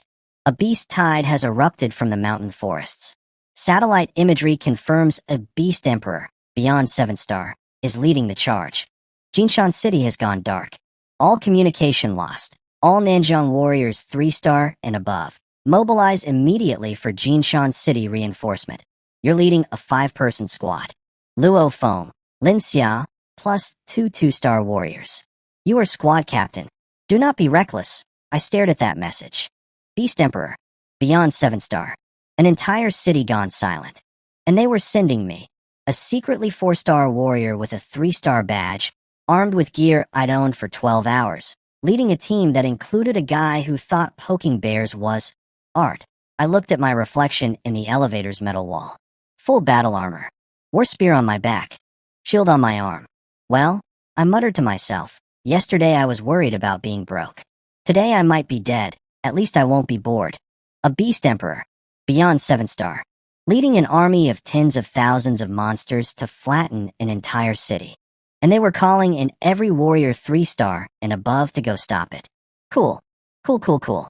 Just another Tuesday. I gripped my new spear so hard the metal creaked. Yesterday, I was furniture shopping.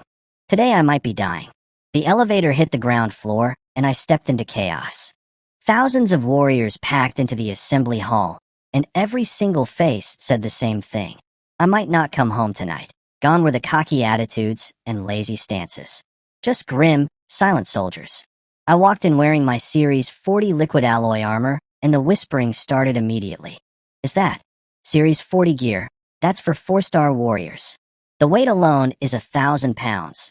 Check his badge, 3-star mid-level. How old is this kid? I ignored all of it and headed straight to my squad's rally point. Luo Feng was already there. The man who once called me a brute and declared his only opponent was himself? He looked at my 3-star badge, looked at my armor that cost more than his apartment, and his hand literally shook. CH Chun. Captain. The word came out of him like he was swallowing glass. Lin Xia was the same. Eyes down. Voice small. Captain Chun. 2-star Lin Xia. Reporting. The other 2 squad members were a pair of middle-aged brothers. One shield sword. Practical men. They took one look at me and saluted instantly. At your command, Captain. I kept it short. I'm Chunyi. We're heading to the outer perimeter of Jinshan City. It's already a meat grinder. One rule in my squad. Follow orders. No heroics. I paused. Let my thunder-breathing pulse once. Just a tiny vibration. Every person nearby felt their heart skip. Break that rule, and I'll deal with you myself. Then Lung Yu appeared like a blue comet streaking across the hall. Her aura was volcanic, barely contained destruction. Everyone on the transports. Jinshan City's first defensive line has collapsed. Millions of civilians are evacuating. Our mission is to hold South Sky Bridge for 3 hours while they escape. Someone in the crowd whimpered. That's a suicide mission. It's our duty. Lung Yu's eyes could have cut steel. Move. The ceiling opened up. Hundreds of heavy transport ships roared to life and launched into a sky stained with smoke and blood. Inside the transport, I sat down and my watch buzzed. Chinga. Honey, I drank one of the nutrient vials. I feel strong. The babies and I will keep getting stronger. Please, come home safe. I squeezed my spear and stared out the window. Jinshan City, once called the Golden City, was burning. Skyscrapers collapsed like dominoes. The evacuation highway was a crawling nightmare of bumper-to-bumper cars. And on the other side of the city, a black wave was rolling across the horizon. Tens of thousands of beasts. So many that their stampede kicked up dust clouds that blotted out the sun. Every time they surged forward, another city block ceased to exist. 30 seconds to South Sky Bridge drop zone. Lung Yu's voice crackled over the intercom. Airspace too dangerous for landing. All warriors prepare for combat drop. Lin Xia went pale. Jump from this height? I'm only 2-star. I'll break every bone. I stood up. Didn't clip into any safety cable. Just grab my spear. Stay behind me. Open the hatch. Boom. The door blasted open. Wind and smoke and screaming metal filled the cabin. I looked down. 1,000 meters below, South Sky Bridge stretched across a massive river, humanity's last choke point. Thousands of civilian cars jammed the bridge. And on the far side, hundreds of giant Fong demon wolves had already smashed through the barricades and were charging toward the traffic. A one-star warrior with a missing arm was slumped against a pillar, watching wolves sprint toward the nearest car full of families. He closed his eyes. That's when I jumped. No parachute. No cable. Just a man in black armor falling from the sky like a meteor aimed directly at the center of the wolf pack. Boom. I hit the bridge so hard the concrete exploded in a 20-meter spider web of cracks. The shockwave turned every wolf within 10 meters into red mist. Just gone. Vaporized. The one-armed warrior opened his eyes. Through the settling dust, standing in a crater on the shattered bridge, was one guy in black armor, holding a dark purple spear, surrounded by absolutely nothing that was still alive. Me. And I was just getting started. Dust cleared. I was kneeling on one knee in a crater of my own making, spear planted beside me like a flag. Slowly stood up, shook off the impact energy like it was rainwater. 3-star warrior Chunyi. I'm taking command of South Sky Bridge, west side. My voice wasn't loud, but with thunder breathing backing it. Every syllable hit like a gong. Every survivor on that bridge heard it. Reinforcements. Nanjiang's main force is here. The screaming crowd erupted in desperate hope. Beautiful sound. No time to enjoy it, though, because the wolf pack behind me was furious about their liquefied friends. Dozens of giant Fong demon wolves launched at me simultaneously. Claws out, fangs dripping, the works. I swung my spear in a single horizontal arc, 20-meter sweep. Azure Dragon spear intent fused with 9-layer thunder kill speed. Schlick, schlick, schlick, schlick. Every wolf in midair got bisected. Just cut clean in half. It rained blood and wolf halves like the world's worst piñata party. Luo Feng and the squad landed behind me. When Spear Boy saw the carpet of wolf corpses and me standing alone in front of them like a one-man army, whatever was left of his ego packed its bags and moved to another country. Luo Feng. Linxia.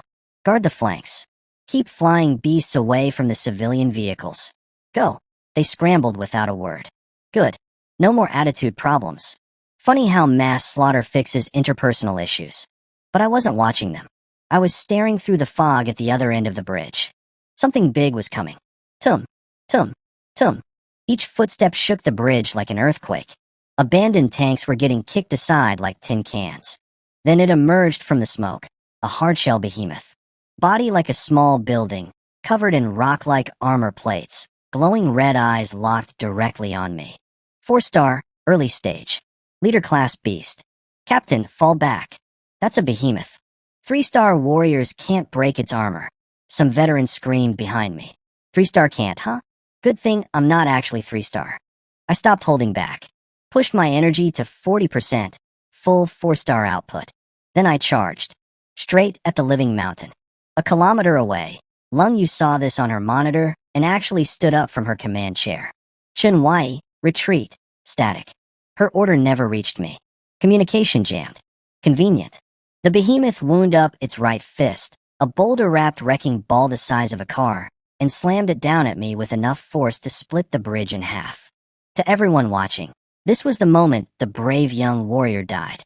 To me, that punch was full of openings.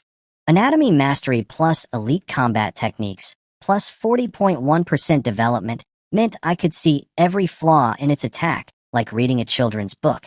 Then ding. Partner Su Chinga is consuming purple crystal nutrient solution while running thunder breathing at maximum. Gene development 1%. A surge of hot energy flooded my body. My wife, sitting at home drinking her expensive juice, just gave me a power boost in the middle of a boss fight. This woman's timing is impeccable. Mountain River Shield Guard. Left arm up. Shield deployed. Boom. Fist met shield. The sound wave shattered every window within 100 meters. The entire South Sky Bridge swayed. Steel cables groaned. The road cracked beneath my feet into 2 deep craters. But I didn't move. Not 1 centimeter. A 4-star behemoth's full power punch, caught by one arm and a shield. He caught it. Lung Yu was on her feet. Ice-cold composure completely gone. With one hand, My turn. The beast's arm was still extended. Old force spent. New force not ready. The window. I pulled my spear back, aligned my entire spine, hips rotating, every muscle fiber firing in sequence. Cloud-piercing thrust. The spear tip found what I was looking for, a hairline crack in the rock armor at the throat. The one gap in its entire defense. Because I've butchered thousands of beasts and I know exactly where armor fails. The spear went in like a hot needle through wax. Through the throat. Through the windpipe. Out the back of the neck. Break. I channeled tiger leopard thunder breathing through the spear shaft. Pure destructive vibration straight into the beast's insides. Then I ripped the spear out and slid backward. A column of dark red blood. Thick as a tree trunk. Boiling hot. Actually corroding the road's surface. Erupted from the wound. The bridge was literally smoking. The behemoth went berserk. Dying rage. Its fists swung wildly, smashing cars, cracking the bridge, destroying everything within reach. I'd seen this before at the slaughterhouse, the death throes of a massive beast. Maximum danger. Everyone behind the support pillars. Now, I danced around it like a matador, staying in its blind spots, dodging debris, using my shield to bat away a flying car door at one point. Just patiently waiting for the clock to run out on this thing's life. Its movement slowed. The roars became wheezes. The rock armor turned gray. Blood pooled beneath it like a crimson lake. One last swing. Weak. Pathetic. Then crash. The behemoth dropped to its knees in front of me. Head hit the ground. Silence. A 4-star leader-class beast, dead at my feet. Blood flowing down the bridge cracks into the river below. Every survivor on South Sky Bridge, soldiers, warriors, civilians in their cars, stared at the blood-soaked figure in black armor holding a dark gold spear, standing over a mountain of dead monster. Nobody breathed. And somewhere back home, my pregnant wife was sipping purple juice, completely unaware she'd just helped me kill the biggest thing on this bridge. Best support character in the game. No contest. A 4-star leader beast. He just killed it. Luo phone was shaking. Good. Healthy response. Comms crackled back to life. Lung Yu's voice, and for the first time ever, it was not calm. Chunyi. You killed it. I flicked blood off my spear. Obstacle cleared. Teacher. 3 full seconds of silence. Then heavy breathing. The Ice Queen was having a moment. Don't move. Stay defensive. Third wave reinforcements arriving in 5 minutes. She knew exactly how insane that fight was. The hardshell behemoth's defense rivaled 5-star beasts. I was officially 3-star, and I'd bled it dry in minutes without taking a scratch. That doesn't compute in any normal person's math. But I wasn't celebrating. The wind from across the bridge stank of something worse coming. Everyone, build a barricade now. Luo Feng, Lin Xia. Push those wrecked trucks to the center of the bridge. Zero hesitation from my squad this time. They moved like their lives depended on it. Which they did. Behind us, the civilian convoy was accelerating. Families pressed against car windows, staring at me standing next to a dead monster the size of a house. Some kids had their faces smushed against the glass, eyes full of wonder. Little dude, I appreciate the fan support, but please tell your dad to drive faster. Ding. Partner Su Chinga, driven by extreme worry, forcefully broke through a meridian barrier. Gene development 1%, this woman. She was at home, pregnant, worried about me, and her anxiety was so intense it triggered a cultivation breakthrough. Then the 10 times feedback hit me like a warm tidal wave. My wife levels up through stress. I can't even be mad. That's the most overpowered emotional support system in existence. Or maybe chugging purple crystal nutrient solution like it's Gatorade is the real secret.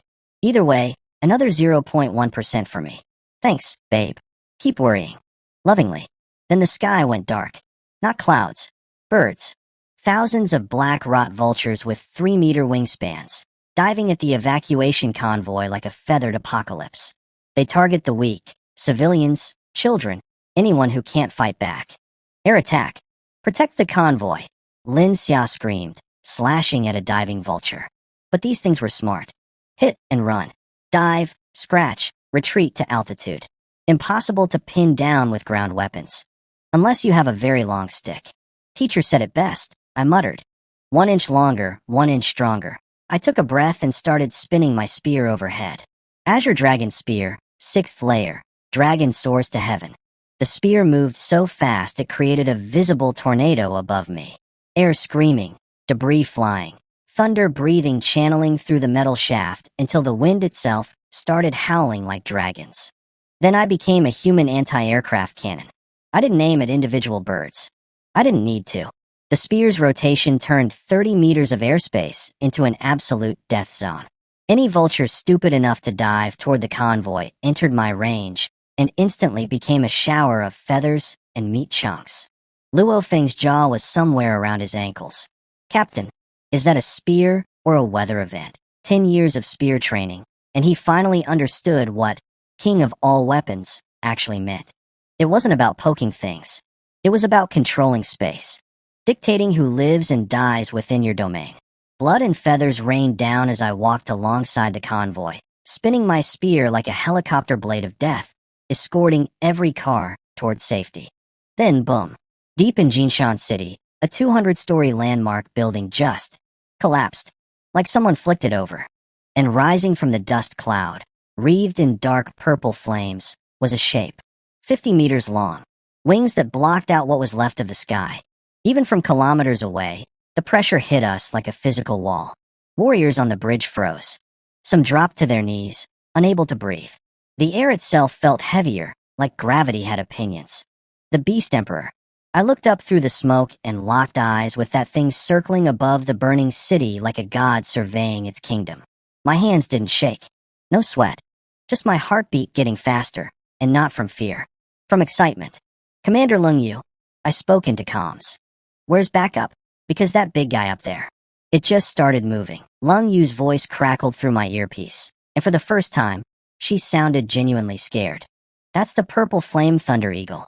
King-class ruler of the Jinshan Forbidden Zone. 8-star peak. Don't even look at it. Its pressure alone will shatter a low-rank warrior's mind. 8 stars. 8. The strongest person in all of Nanjiang is also 8-star. This bird was basically a flying nuclear weapon with feathers and an attitude problem. I didn't freeze, though. I spun my spear faster, cleared the last wave of vultures, and screamed at my squad. Full speed across the bridge. Don't look back. Luo Feng and Lin Xia were shaking like leaves, but seeing me standing there unmoved gave them just enough courage to keep their legs working. Funny how that works. My knees were fine, but that's because I'm secretly 4-star and too stubborn to show fear. Then the cavalry arrived. Hundreds of missiles streaked across the sky and slammed into the Thunder Eagle. Explosions everywhere. Didn't actually hurt it. The purple flame shield just ate the missiles like snacks, but it got distracted. 3 gold-plated warships screamed overhead, and from one of them, a figure jumped. A deep blue streak plummeting from hundreds of meters up, trailing a golden arc of spear light 100 meters long. Sonic booms popping like firecrackers behind him. 7-star minimum. Grandmaster level.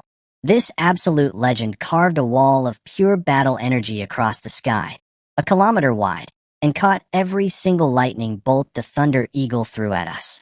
Then he rocketed straight into the beast, and they started fighting in the clouds like gods having a disagreement. Every impact cleared the fog for miles. The sky was literally being rearranged up there. I let out a breath I didn't know I was holding. Grandmaster's handling the big bird. We might actually survive T. A blue figure dropped from a passing warship and landed beside me. Lung Yu. She wasn't looking at the sky battle. She was looking at me. And her expression went from concerned teacher to what the hell in about half a second. Chunyi.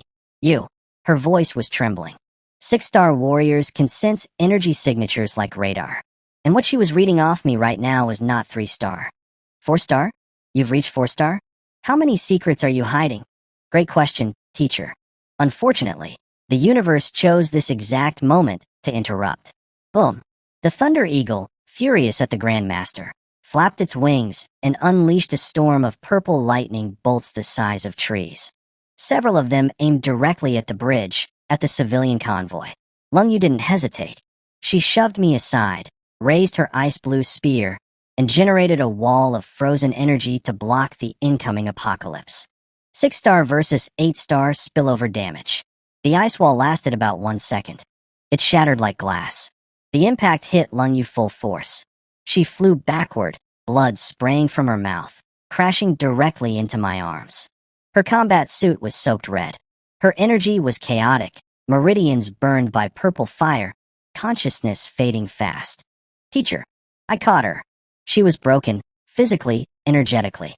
A 6-star powerhouse reduced to a ragdoll by one stray attack from that monster in the sky. She grabbed my arm with blood-slicked fingers. Eyes barely open. Voice a whisper. Run. You're a monster. You're Nanjiang's hope. Take the civilians and go. I'll hold them off. That's an order. Behind her, across the bridge, the beast tide sensed her weakness. Thousands of monsters surging forward. And leading the charge, multiple commander-class beasts as strong as the behemoth I'd just killed. Not one. Several. I looked at the dying woman in my arms. Looked at my squad. Looked at the convoy of families trying to escape. Then I handed Lung Yu to Lin Xia. Take her. Take everyone. Run. Full speed. Don't stop. Captain, you can't stay alone. There are thousands of. That's an order. Move. I let my thunder breathing loose. Full power. No suppression. The roar that came out of me shook the bridge so hard Lin Xia's ears started bleeding. She grabbed Lung Yu, grabbed the squad, grabbed the last civilians, and ran. Lung Yu, fading in and out, managed to open her eyes one last time. Through blurring vision, she saw my back. One man, black armor, gold spear, standing alone at the mouth of the bridge, facing down an ocean of monsters. Don't die, she whispered. Then she passed out, and I turned to face the horde. Thousands of beasts. Multiple boss-level monsters. One bridge. One guy? Honestly, the math was terrible. But somewhere back home, my pregnant wife was chugging purple crystal like a champion and literally powering me up in real time. My gene development was climbing with every minute she trained. So yeah, the math was terrible, but my math was different. I planted my feet, raised my spear, and grinned behind my helmet. All right, you ugly bastards. Line starts here.